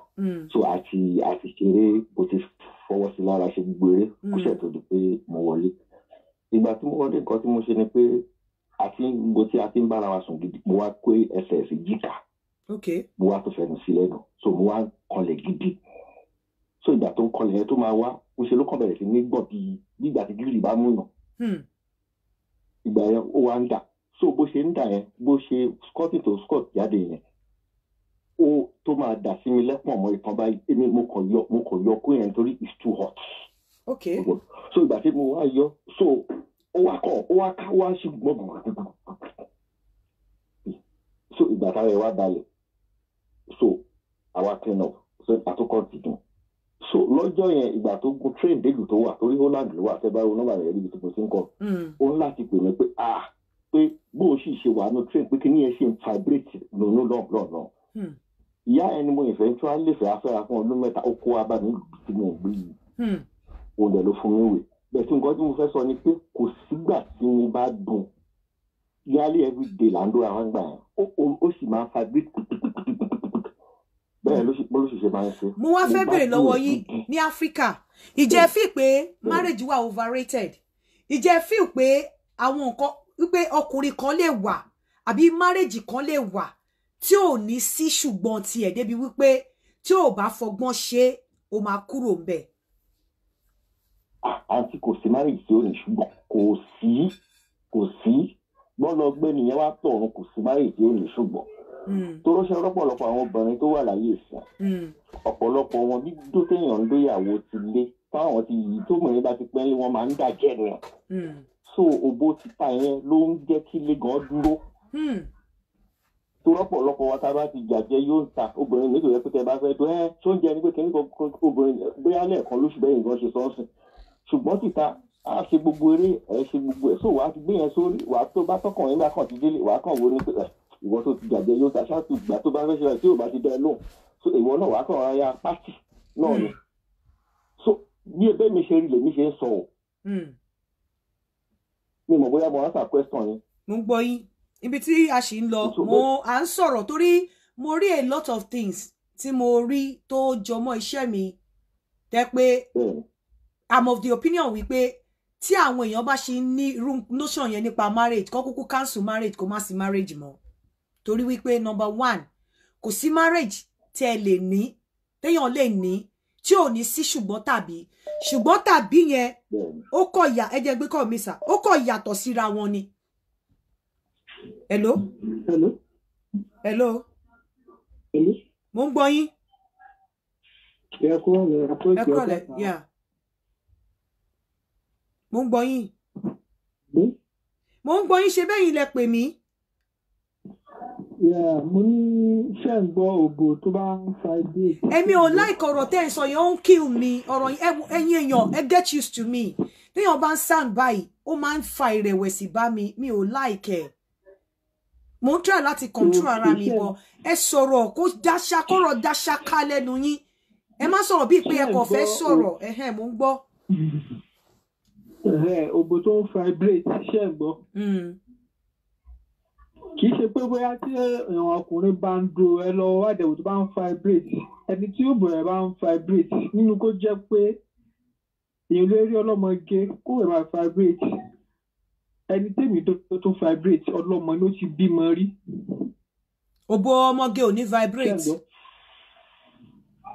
Òbò ọmọ mi ti dòbò ọmọge rí kó vibrate. All right. In tó jẹ́ kí n máa sọ mo ráwọn kan tí wọ́n sọ wípé ọkọ tí ò bá ti lè báyàwó ṣe àwọn nǹkan kan kó gbà pé kíní kan ṣe rí àwọn nǹkan tá à ń mú wọlé nísìn kò ṣe dandan ní ìgbéyàwó. I keep telling you tó àwọn nǹkan kan wà tí yẹ pé tó o bá ti lè sábà kó sacrifice kó kúkú jókòó sí ara ẹ ó better. Kò sí marriage tí ò ní tàbí ṣùgbọ́n ẹ̀ tàbí ṣùgbọ́n ó yàtọ̀ síra wọn ni. Ẹlòmíì ọkọ ẹ̀ lè jẹ́ alágbèrè kó jẹ́ pé kò sẹ́ni tí ò ní lè do. Ẹlòmíì ó lè jẹ́ àwọn fámílì ọkọ ló máa ní kó fòkó nìṣó. Ẹlòmíì ó lè bímọ nínú ilé kí ọmọ yẹn kó jẹ́ pé ọmọ yẹn gan máa jẹ́ ìbànújẹ́ fún ọkọ gan ṣùgbọ́n á wá di problem nínú marriage ẹ̀. Oríṣiríṣi kò sí perfect wo kò sí bẹ́ ṣe ń gbé ẹnu síra yín lẹ́nu lénìí tẹ́ ẹ̀ ní rí nǹkan tí ẹ̀yin méjèèjì tẹ́ fi máa ní problem kò sọgbọ́n. Nǹkan tó wá ṣẹlẹ̀ ni pé báwo lo ṣe fẹ́ handle ẹ̀ òun ló mú mi mú òbò tó ń vibrate wá. Àwọn òbò kan wà tó jẹ́ wípé ọkùnrin ò pàdé ẹ̀ rí láti ìjọ́ tó ti délé ayé and àwọn òbò tó dùn jù láyé after tí ọkùnrin bá ti marry ló máa ń pàdé ẹ̀ ló máa ń sábà pàdé ẹ̀. Àkídẹ̀ ló fi máa ń rí bẹ́ẹ̀ nítorí wípé ọkùnrin ti rí pé òun ti wà guard ó ti mọ̀ pé òun ti wà nínú marriage ó dẹ̀ ti mọ̀ wípé àwọn ibì kan wà tóun ò lè rìn sí pẹ̀lú obìnrin tí òun ṣe ìyàwó òun àwọn ibì kan wà tóun lè rìn sí pẹ̀lú obìnrin tí òun ò gbúdọ̀ tí àwọn nǹkan kan wà tóun ò gbúdọ̀ ṣe tí àwọn tó mọ ìyàwó òun máa rí òun irú àwọn nǹkan bẹ́ẹ̀ yẹn àwọn feelings bẹ́ẹ̀ yẹn ló máa ń jẹ́ kí òbò dùn mọ́ ọkùnrin kò dẹ̀ lè ṣe kí irú àwọn feelings yẹn kó má sí nínú ìgbéyàwó wípé bóyá ó ń bá ọmọ neighbor ẹ̀ sọ̀rọ̀ tó ti dàgbà tó jóbìnrin tí yẹn dẹ̀ fojú lẹ̀ ó ti mọ̀ pé wọn ò gbúdọ̀ gbọ́ pé òun fẹ́ dó neighbor òun bẹ́ẹ̀ neighbor ẹ̀ yẹn ó fẹ́ dó. So ọ̀pọ̀lọpọ̀ àwọn nǹkan kan ló máa ń ṣẹlẹ̀ after tí ọkùnrin bá ti marry tó dẹ̀ jẹ́ wípé nígbà yẹn gangan lọkùnrin máa ṣe ń experience ẹ̀ rí ọkùnrin tó pé nígbésí ayé ẹ̀ hello. Hello àti Yinka. Hello yeah. Ẹ kọ́lẹ̀. Yeah. Ọkọ tí tèmi máa yàtọ̀ díẹ̀ pẹ́sẹ̀ lèmi fẹ́ béèrè o. Ṣé òbó máa ń fa bírèkì ni àbí idọ̀ ló máa ń ní? Torí gbogbo àwọn tó ń pò wọlé láti ẹ̀kọ́ tó sọ pé òbó máa ń fa bírèkì. How come bí òbó ṣe máa ń fa bírèkì? Idọ̀ máa ń mí ni. Idọ̀ máa ń mí. Òbó kì í fa bírèkì. Kì í ṣe nígbà míì èèyàn ló máa ń vibrate torí tí wọ́n bá dú ẹ tí okó bá kanlẹ̀ tán tó bá dú ẹ tí okó yẹn àbí tó bá stroke idọ̀ ẹ dé stage kan wàá rí pé gbogbo ara ẹ máa ṣẹ́ bí ìgbà tẹ́ pé wọ́n fi electrocute ẹ gbogbo ara ẹ máa gbọ́ gbìrìrìrì ní tó bá stroke idọ̀ obìnrin débì kan ara ẹ á máa gbọ̀n báyìí gbìrìrìrì á máa ṣẹ́ gbogbo ikùn á máa ṣẹ́ gbogbo apá á máa ṣẹ́ so idọ̀ nígbà míì obìnrin tó bá wà sexually active nígbà míì tó bá dúró gan idọ̀ ẹ á dẹ̀ máa mí wàá máa ní feeling pé idọ̀ ẹ mí lábẹ́ pátá. So kò dẹ̀ sí. Gbogbo àwọn tó ń pò wọlé látẹ̀kọ́ ògùn fa gbètò fún mi. Nǹkan tó jẹ́ kémi sórí èmi mú yẹn wá ni èmi mú yẹn wá láti wá béèrè question lọ́wọ́ àwọn èèyàn wípé kò sí nǹkan tí ọkùnrin kankan lè ṣe sí. Ìgbà tí ọkùnrin bá marry ìgbà yẹn ni àwọn experience tí ọkùnrin ò ní rí láyé ẹ̀ ìgbà yẹn ló máa wá àwọn experience tó dẹ̀ níyẹn ìgbà yẹn gọ́gọ́ ló máa wù láti dóbò pẹ̀lú experience yẹn kò sí bẹ́ẹ̀ ṣe fẹ́ ṣe because number one ọ̀pọ̀lọpọ̀ àwọn ọkùnrin ṣó ti sọ nǹkan tó fẹ́ sọ tán number one ọ̀pọ̀lọpọ̀ àwọn ọkùnrin ò hide obìnrin láti dórí àwọn ọkùnrin mi ò hide obìnrin hello àǹtí ẹ kálẹ́ o ẹjọ mo gbá nọ́mbà yín lọ́wọ́ àbúrò mi kan ni. Okay. Ṣé good time láti sọ̀rọ̀ àbí. Mo wà live. Sorry, I didn't know that. Later. Okay. So ọkùnrin tí ò gbé obìnrin pamọ́ rí ọkùnrin tó ti ń free láti ṣe ọmọ tó wù ú nígbà tó rí pé òun ti marry ó ti rí pé òun ti marry ó ti di wípé ó máa gbé nǹkan pamọ́ ó máa gbé ọmọ pamọ́ ó lè jẹ́ pé ọmọ tó ń gbà pamọ́ yẹn ó lè jẹ́ pé ọmọ neighbor ẹ̀ tó jẹ́ tó lọ́yàn kòkòrò yẹn ó fẹ́ dó ọmọ yẹn tó bá dẹ̀ ti dó òbò tó jẹ́ wípé ó fẹ́ dó gbogbo ìgbà tí ọkùnrin máa ń ní tóbò máa ń dùn mọ́kùnrin jù ní after marriage torí nígbà yẹn ló máa ń dó òbò má jọ rí mi ò gbúdọ̀ gbégbá bí jẹ́ ń lọ jídó mo sáré lọ 1 hour kí n kúrò lórí ẹ̀ kankan irú àwọn nǹkan tó ń jẹ́ kóbò dùn mọ́kùnrin nìyẹn ó ní mo ṣe ń sọ fún yín pé tó o bá fẹ́ lísì sí nǹkan tó ń lọ nígboro wípé a man is cheating he's a cheat I cannot ṣe kinní kan I cannot ṣe kinní kan remain unmarried because kò lè work obìnrin fúnra wọn gan obìnrin a máa admire ọkùnrin míì tí kì í ṣe ọkọ ẹ̀ obìnrin a máa ní ìfẹ́ ìkọ̀kọ̀ sí ọkùnrin tí ò ń ṣe ọkọ ẹ̀ but ẹnu pé etí wo ló ń gbọ́ wọ́n máa ní mo useless ọkùnrin nǹkan tí bá lọ fẹnu sí òun gan lè wò mí bí oníranù nǹkan tó máa ń kọ́ṣọ̀nà ọkùnrin nìyẹn tó máa ń kọ́ṣọ̀nà obìnrin nìyẹn but kò sírú nǹkan báyẹn ọkùnrin máa wò pé pátápátá tí n bá ṣe ojú rírí pátápátá kó má gbà ó ṣàmù pé mo ti marry kó má gbà ó ní mo ṣe máa ń sọ fún ẹ wípé tí ọkọ ẹ bá dú ọmọ ọ̀dọ̀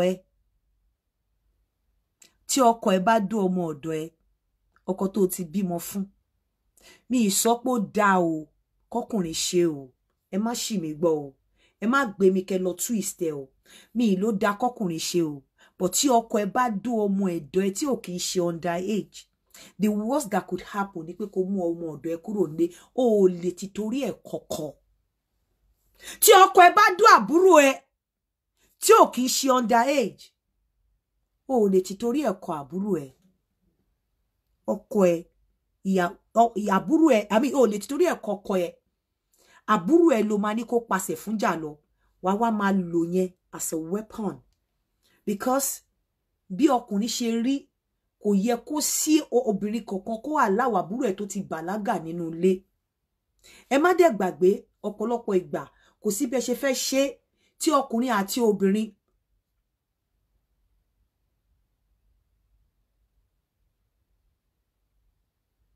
tí ọkùnrin àti obìnrin bá ti wà pọ̀ sí finish máa ń wọlé tí ọkùnrin àti obìnrin bá ti wà pọ̀ ìfẹ́ àkọ́kọ́ tẹ́jọ fẹ́ra yín yẹn ti kúrò ńbẹ̀.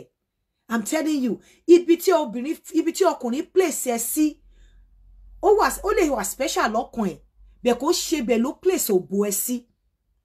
So ìwọ ọ̀pọ̀lọpọ̀ obìnrin tó bá ń sọ pé nítorí ọkọ ẹ ṣe kinní kan, ó mú báyìí, ó fẹ́ disgrace ẹ, ó fẹ́ ṣe kinní kan, nǹkan kan, ọkùnrin yẹn ò gbé ẹ kúrò níbi tó fi ẹ́ sí nínú ọkàn ẹ̀, bẹ́ẹ̀ kó ṣe bí tó fi ẹ́ sí nínú ọkàn ẹ̀, kì í ṣe bí tí ìyàwó ọkùnrin wà nínú ọkàn ẹ̀ lòbò ẹ wà. Ọkùnrin máa ń treat òbò separately from your person ni. So òun ló fi dàbẹ́ ni wípé the fact pé ọkùnrin lọ dó òbò níta kò mí pé kò nífẹ̀ẹ́ ìyàwó ẹ̀. Ó dó ọmọ ọ̀dọ̀ ẹ̀ kò mí pé kò nífẹ̀ẹ́ ìyàwó ẹ̀. Má gbàgbé pé ìwọ ló wà nulé tó jẹ́ òbò tí ó ti ṣá, òbò ìyàwó, òbò tuntun ni.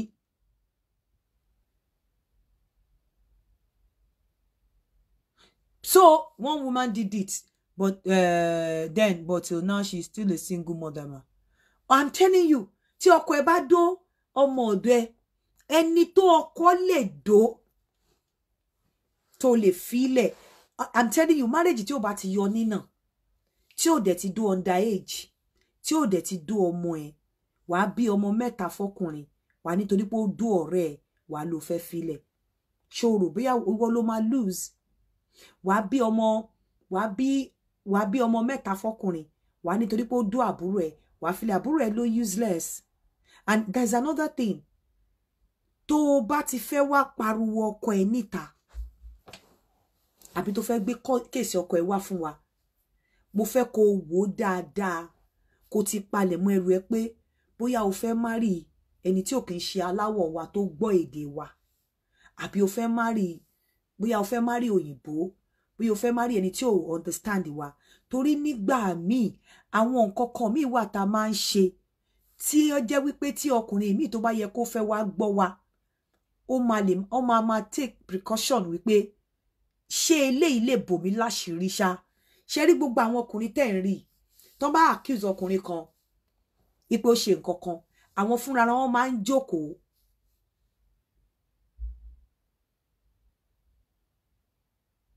Àwọn fúnra wọn máa ń jókòó pé ìjà wọn náà, ṣáwọn náà ò lè wúrú wà yìí.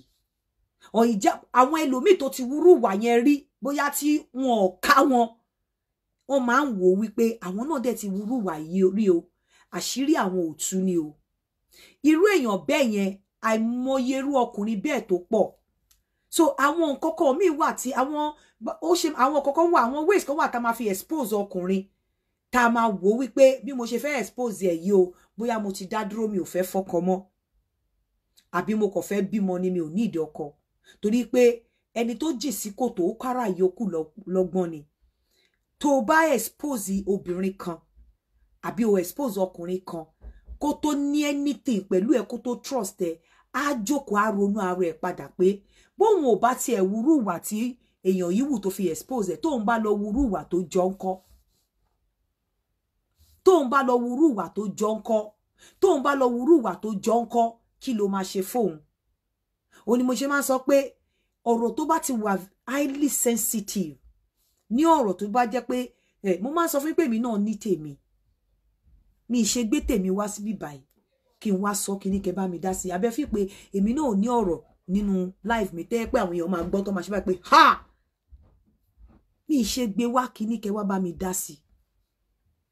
Especially tó bá ti mọ̀ pé you cannot get anything out of nǹkan tó fẹ́ sọ.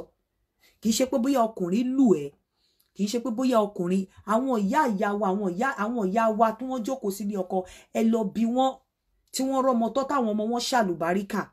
Àìmọye ọmọ ọ̀dọ̀ tọkọ wọn dó, àìmọye ọmọ tí ò yẹ kó dó tó dó. Nǹkan tí mi ò ní gbà ni pé kó fídù pẹ̀lú underage àbí ọmọ ẹ̀ tó bá ti jẹ́ tí ò bá ti sí méjì yẹn, tọkọ ẹ bá dó ọmọ ọ̀dọ̀ ẹ, wàá fi ṣe so inú ẹ̀kún ni. Torí ṣàṣà lọkùnrin tó máa kójọ tó máa rí ọmọ ọ̀dọ̀ tó ní fùrọ̀, ọmọ ọ̀dọ̀ tí ò ń ṣe underage ni mò ń sọ o. Hello, I'm live o. Oh, then I'll come back later. I need to see you.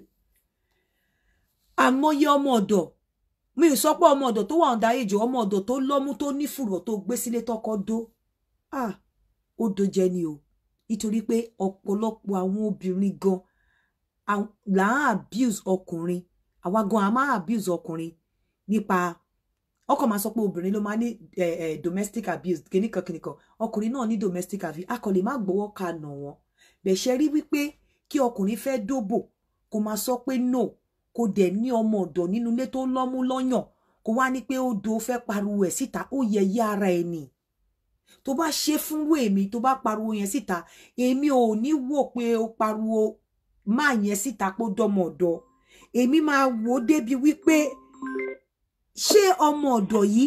Hello àǹtí. Hello. Yeah.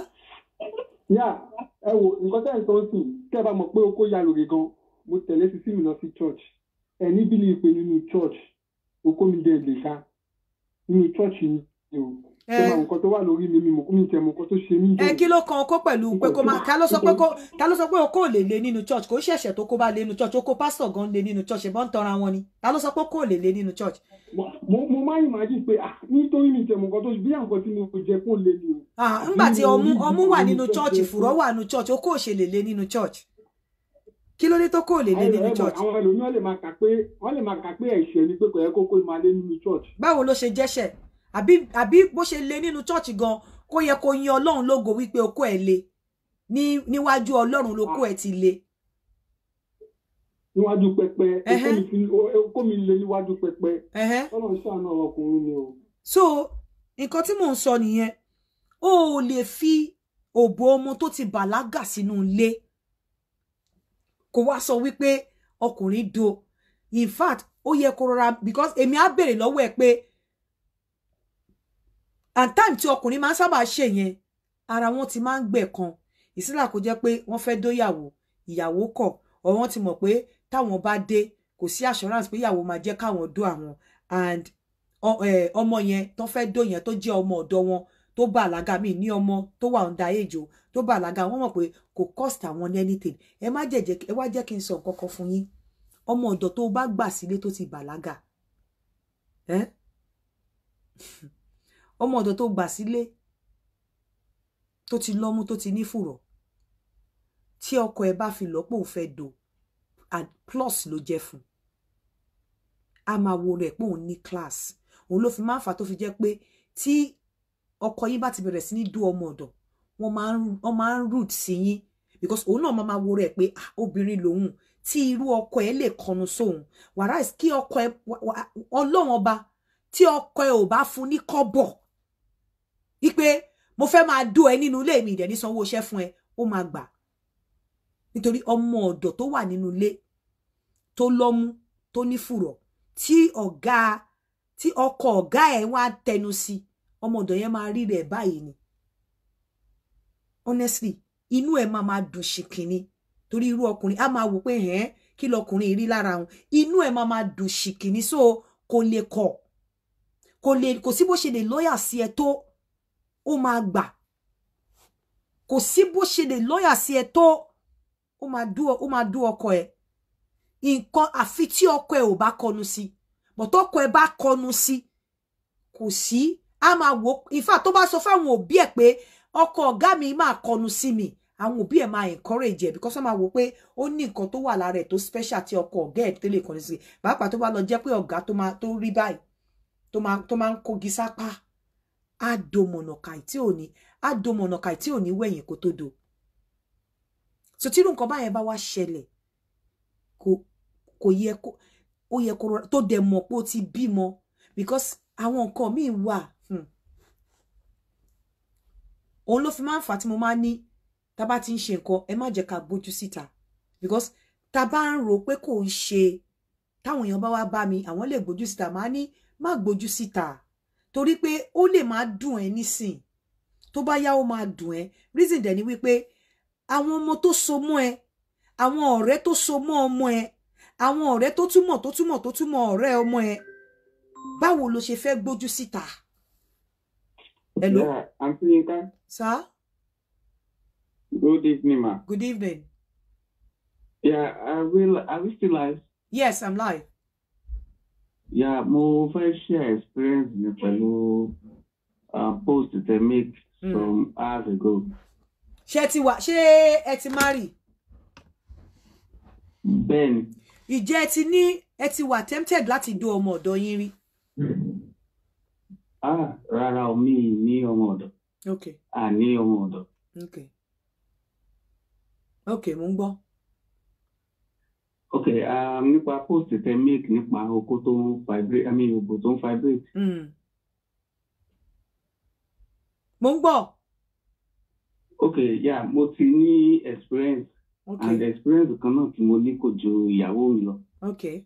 So each time tí a bá ti ní sex, most especially tó bá ti jẹ́ faster sex bẹ́ẹ̀ tí mo wà emotion very high pedestal motion tí mo bá lọ. So each time tí mo bá ti relax okó mi sínú òbò ẹ̀ mo máa notice pé òbò ẹ̀ máa ń vibrate gan. So ìyẹn dẹ̀ máa ń fún mi ní ìwúrí pé I'm doing something great. So máa ń vibrate and there's this clip kó máa dàbẹ́ ní pé ó clip okó mi like ó máa ń ṣe àwọn ọkọ̀ bí ìgbà tó bá clip okó mi. Ẹnu idọ̀ mo ń gbọ́. Ó máa clip ẹ̀, ó máa release ẹ̀, ó máa fà á mọ́ra, máa release ẹ̀, máa fà á mọ́ra, máa release ẹ̀, and that's always give me a very sweet experience. So mo dẹ̀ notice pé each time tí tàbá ti parí sex most especially tó yẹ kó wà lára wa méjèèjì bẹ́ẹ̀ tó wà lára wa kó tó di pa ní sex oúnjẹ alẹ́ ọjọ́ yẹn ó máa ń special. Ìgbà wo lẹ ti marry? Máa yàtọ̀ gan. Bẹ́ẹ̀ ni mà. Ìgbà wo lẹ ti marry? Mà? Ìgbà wo lẹ ti marry? Ìgbà wo lẹ marry? Just 6 months ago. Lágbára Ọlọ́run á jẹ́ kó dalẹ̀ o. Ó yẹ kó bóyá ṣì máa ṣàkíyèsí. Ṣẹ́yìn méjèèjì marry as virgin? Mà? Ṣẹ́yìn méjèèjì marry as virgin ni? No. Okay, mo rò bí born again ni torí ẹ̀ ń sọ̀rọ̀ bí born again. Okay, ṣé mo rí sọ̀rọ̀ ẹ̀ tuntun dá orí mi born again? No, not at all. Okay, it's good. So, òun ni mo ṣe ń sọ wípé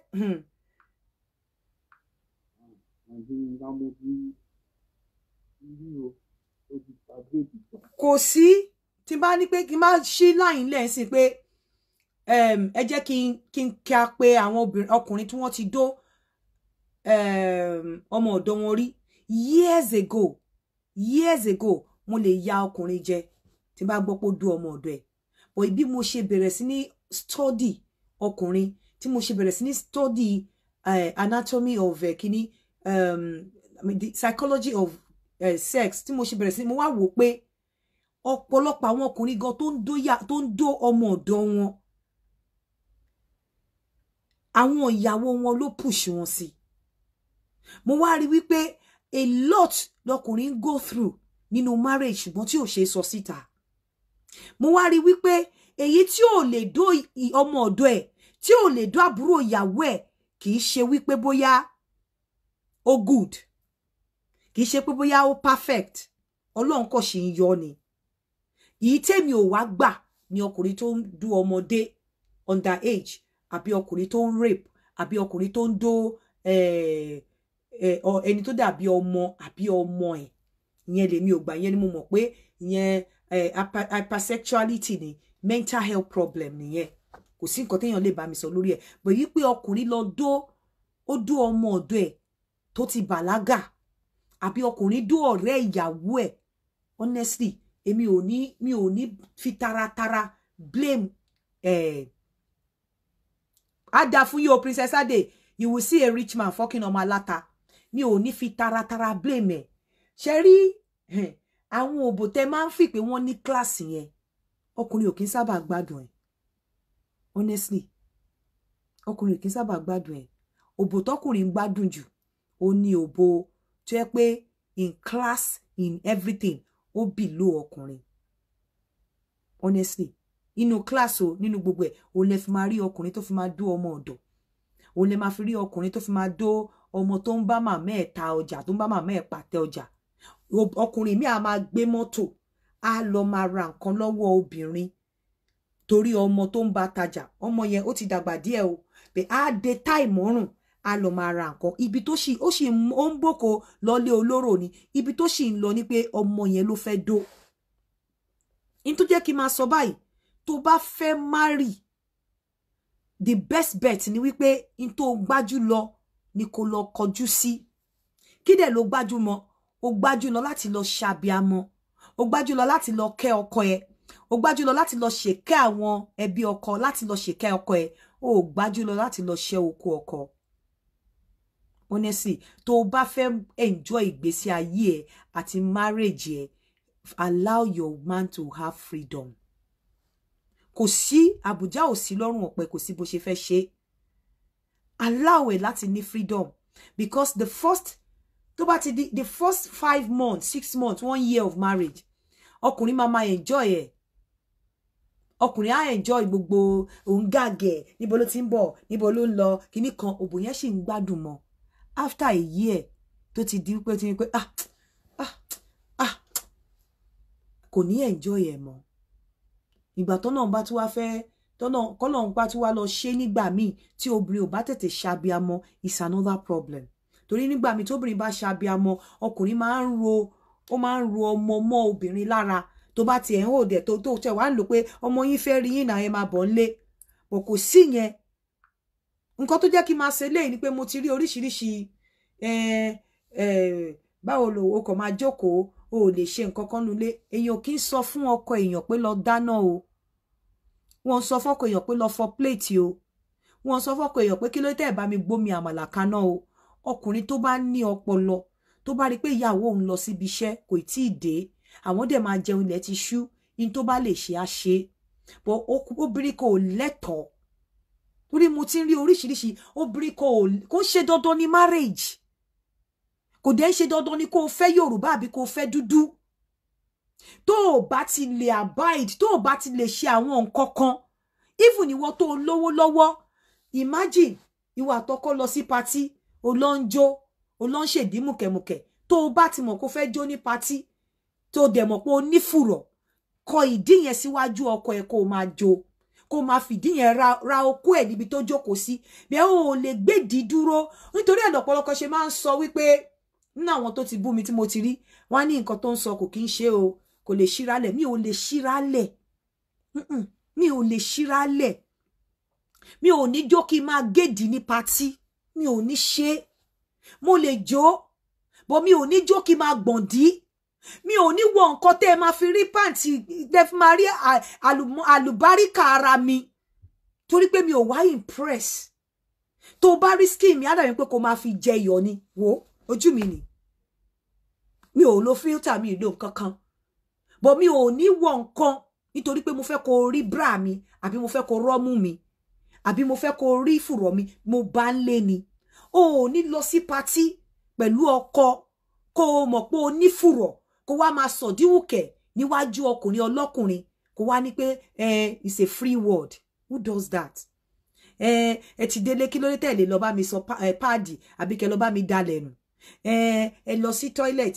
àwọn eré movie mi ẹ máa kọ́ ọ̀pọ̀lọpọ̀ ọgbọ́n nínú ẹ̀ pé ìgbà míì ọkọ máa ní àwọn ìwà tí ò dáa ìgbà míì ọkọ máa ní àwọn trait tí ò dáa ìgbà míì ọkọ máa ní àwọn habit tí ò dáa bó bá ṣe máa handle ẹ̀ nígbà míì ó máa jẹ́ kí habit yẹn kó get worse kò ní jẹ́ kí ọkọ yẹn kó tiẹ̀ rí kó rí reason kó appreciate nǹkan tí ò dáa tó ń sọ in tó jẹ́ kí wá sọ̀rọ̀ yìí ni pé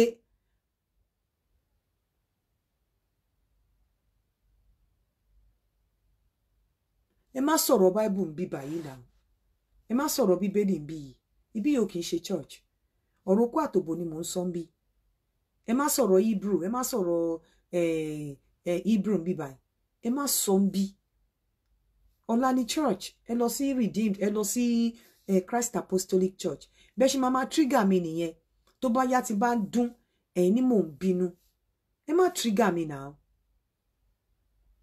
ẹ má trigger mi now ẹ má sọ̀rọ̀ Bible ń bí báyìí ọ̀rọ̀ kó àtòbò là ń sọ ń bí nǹkan tí mo fẹ́ gbọ́n bí báyìí ni pé mo dú ọmọ ọ̀dọ̀ mi ìyàwó mi ló fà nǹkan tí mo dẹ̀ nǹkan tó ṣẹlẹ̀ lélẹ́yìí báwo kí ló fà tó fi dú ọmọ ọ̀dọ̀ ẹ ní tí mo fẹ́ gbọ́ nìyẹn mo dé ọ̀rẹ́ ìyàwó mi kí ló fà so that àwọn obìnrin wọ́n á lè fi kọ́gbọ́n, wọ́n á lè put house wọn in order. Ẹni tó bá di pé bóyá ó ń wu ìwà tó dẹ̀ lọ́mọ ọ̀dọ̀ nílé tí ìyàwó tí ọkọ ẹ̀ lè lọ ta kẹ̀rẹ̀ sí ọmọ ọ̀dọ̀, á lè mọ bó ṣe máa redress gbogbo àwọn ìwà ẹ̀ tó máa put ara ẹ̀. Mo pa wọn kan lánàá, mo pe sister mi kan lánàá, bó ṣe sọ̀rọ̀, bó ṣe dáhùn pé mo dúpẹ́ pé ẹ pè mí o, ẹ̀yin lẹ máa save mi o. Mo lọ́la ó dàbẹ̀ ni pé ọkọ ẹ fẹ́ doni, bẹ̀bí kọ́ mi ṣe wọlé yẹn kìíní kan mo já dànù ní ẹ lọ dóra yín. Ó wá bẹ̀rẹ̀ sí ní pè mí, mi wá gbé kọ́ọ̀lẹ̀, mo wá pe ọkọ ẹ̀, mo ní mi ì fẹ́ gbé kọ́ọ̀lì ìyàwó yín, kí ló ń ṣẹlẹ̀? Ó ní àwọn ní kí n gbé, mo ní mo rò pé fẹ́ dóra yín ni o, mo ò dẹ̀ fẹ́ kí ó jẹ́ pé èmi ni mo máa disturb yín, kí ló ń ṣẹlẹ̀? Ó ní kí n má dá lóhùn, ó ní ó sick, òun ò fẹ́ kó mu omi tútù yẹn lòun bá dùn, ṣe pé bí àwọn fẹ́ dóra wọn. Mo ní òkè, mo ṣẹ̀ṣẹ̀ wá pè. Ẹ má sọ̀rọ̀ church ní bíbá ẹ̀, ọ̀rọ̀ ẹ̀pọ̀n, ọ̀rọ̀ okó, ọ̀rọ̀ òbò, ọ̀rọ̀ idọ́, òun là ń sọ ń bí, à sọ̀rọ̀ church ń bí. Hello? Hello? Hello, ẹ kúrọ̀lẹ́ náà. Ẹ kúrọ̀lẹ́. Mo ti ṣe ìrìn. Mo mẹ́sẹ̀jì ní WhatsApp. Kí lẹ fẹ́? Mo ti tẹ̀ mẹ́sẹ̀jì. Kí lẹ wá fẹ́ nísìn mo ti gbé, kí lẹ fẹ́? Má? Kí lẹ fẹ́? Hello? Kí lẹ fẹ́ tẹ́ fi pè? Kí nìkan tẹ́ fẹ́ tẹ́ fi pè?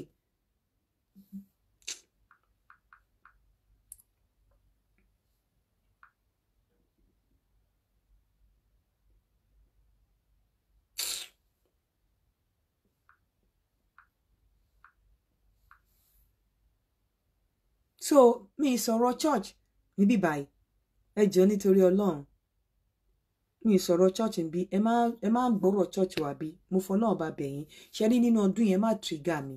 Ẹ̀yin náà ti mọ̀ pé bọ́lọ̀ ń ṣe dá mi, oníkálukú lọ́lọ́run dá ló dá nǹkan tiẹ̀ sí lára. Àwọn nǹkan kéékèèké, ẹ ti mọ nǹkan tí mo fẹ́, ẹ ti mọ nǹkan tí mi ò fẹ́. Èmi ò kí ń tanra mi, mi ò kí ń ṣe ọmọ church, but mo níbẹ̀rù Ọlọ́run, mo dẹ̀ bẹ̀rù Ọlọ́run, mi ì dẹ̀ kí ń ṣe fake. Ṣé ó ti yé yín? Ẹ má tanra mi ò, ẹ má tàn mí. Ṣé rí ọ̀rọ̀ okó àtòbò kò síbi tẹ́ ẹ lè fi sí. Ọ̀rọ̀ okó àtòbò kò síbi tẹ́ ẹ lè fi sí.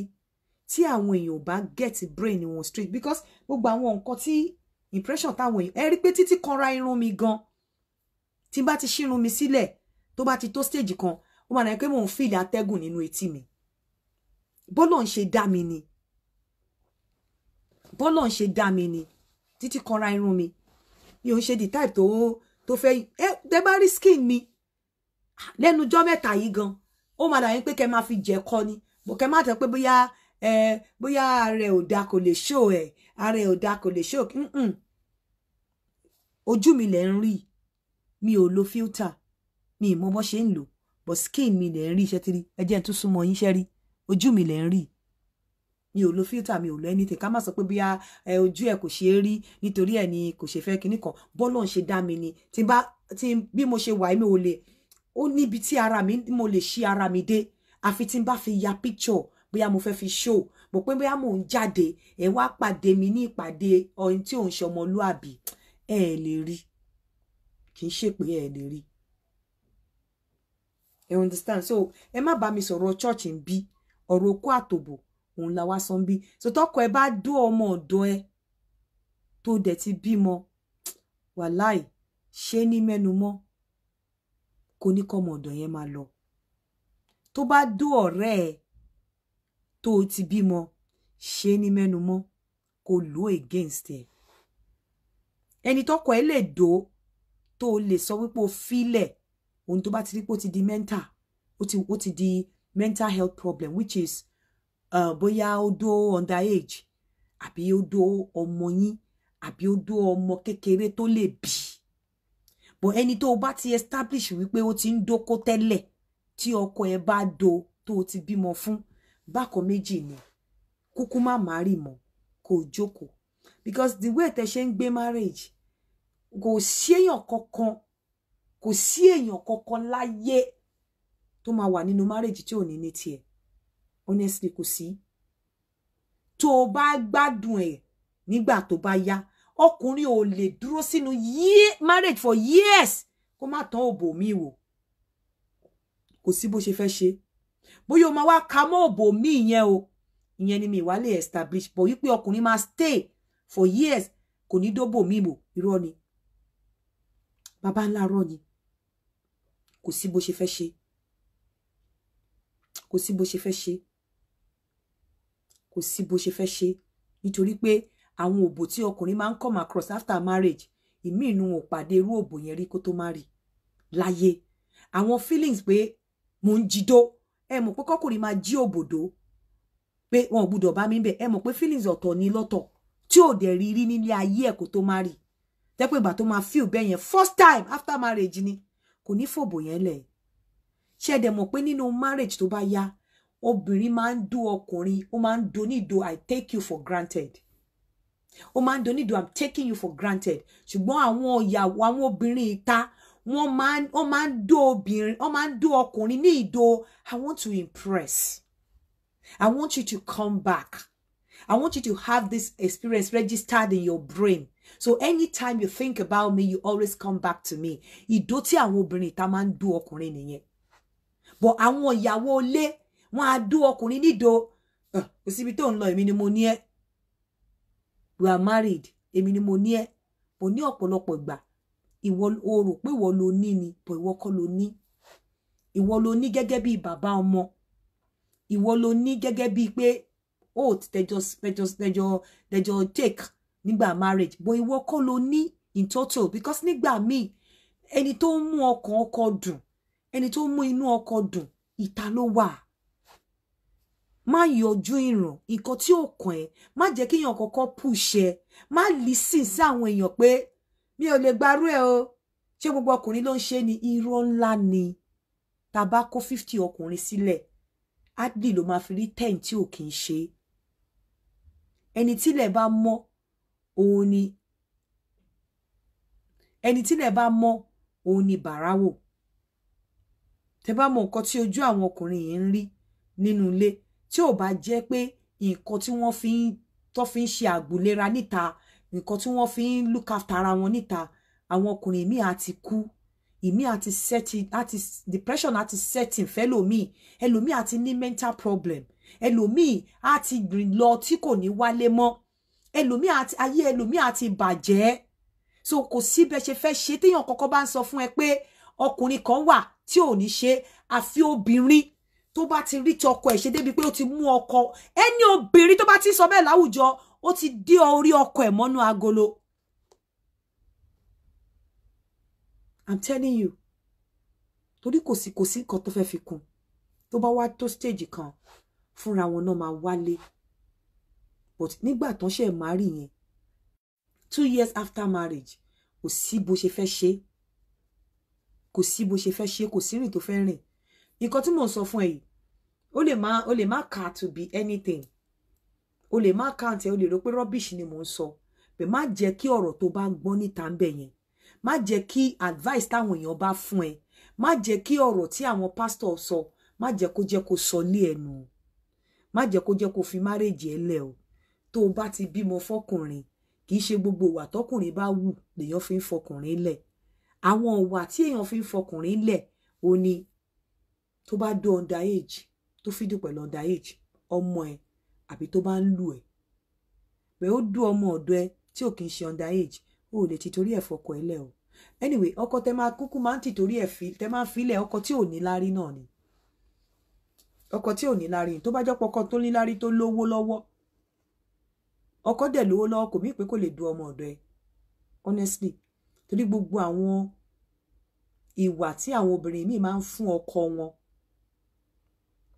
ìwà tí àwọn obìnrin míì máa ń fún ọkọ wọn tó dẹ̀ máa ṣe lójú ọmọ ọ̀dọ̀ àwọn ibì kan wà tó yẹ pé no go area ló yẹ kó jẹ́ fọ́mọ ọ̀dọ̀ no go area ló yẹ kó jẹ́ fún ọ̀rẹ́ ẹ̀ tẹ́ bá jọ ń gbénu ilé no go area ló yẹ kó jẹ́ fún àbúrò ẹ̀ tẹ́ bá jọ ń gbénu ilé obìnrin mi ò kí ẹ̀ ọmọ ọ̀dọ̀ ló máa lọ tẹ́ bẹ́ẹ̀dì ọmọ ọ̀dọ̀ ló máa serve oúnjẹ gbogbo àwọn nǹkan tó ń jẹ́ kí ìfẹ́ ọkùnrin kí ìfẹ́ obìnrin máa wà nínú ayé ọkùnrin ìyàwó ilé á absorb rẹ̀ á gbé rẹ̀ kúrò bẹ́ẹ̀ á fọmọ ọ̀dọ̀ síbẹ̀ ọmọ ọ̀dọ̀ ni ìyàwó ọkọ máa rí ọmọ ọ̀dọ̀ lọ́kọ máa rí tá máa fọ pátá ẹ̀ nígbà tó bá dẹ̀ tí tó ti ń fọ pátá ẹ̀ nínú bedroom máa wò pé akọ yọ sí níjọ́ kan ni pé Múlíká a máa gbọ́ kọ́kọ́kọ́ dádì Múlíká pátá mi kọ́ ló ń fọ yẹn bẹ́ẹ̀ ni mà ta ló wá kó fẹ́ kó má fọ dáàdì ni kò ní sọ̀rọ̀ níjọ́ yẹn o ọkùnrin ò ní sọ̀rọ̀ o àti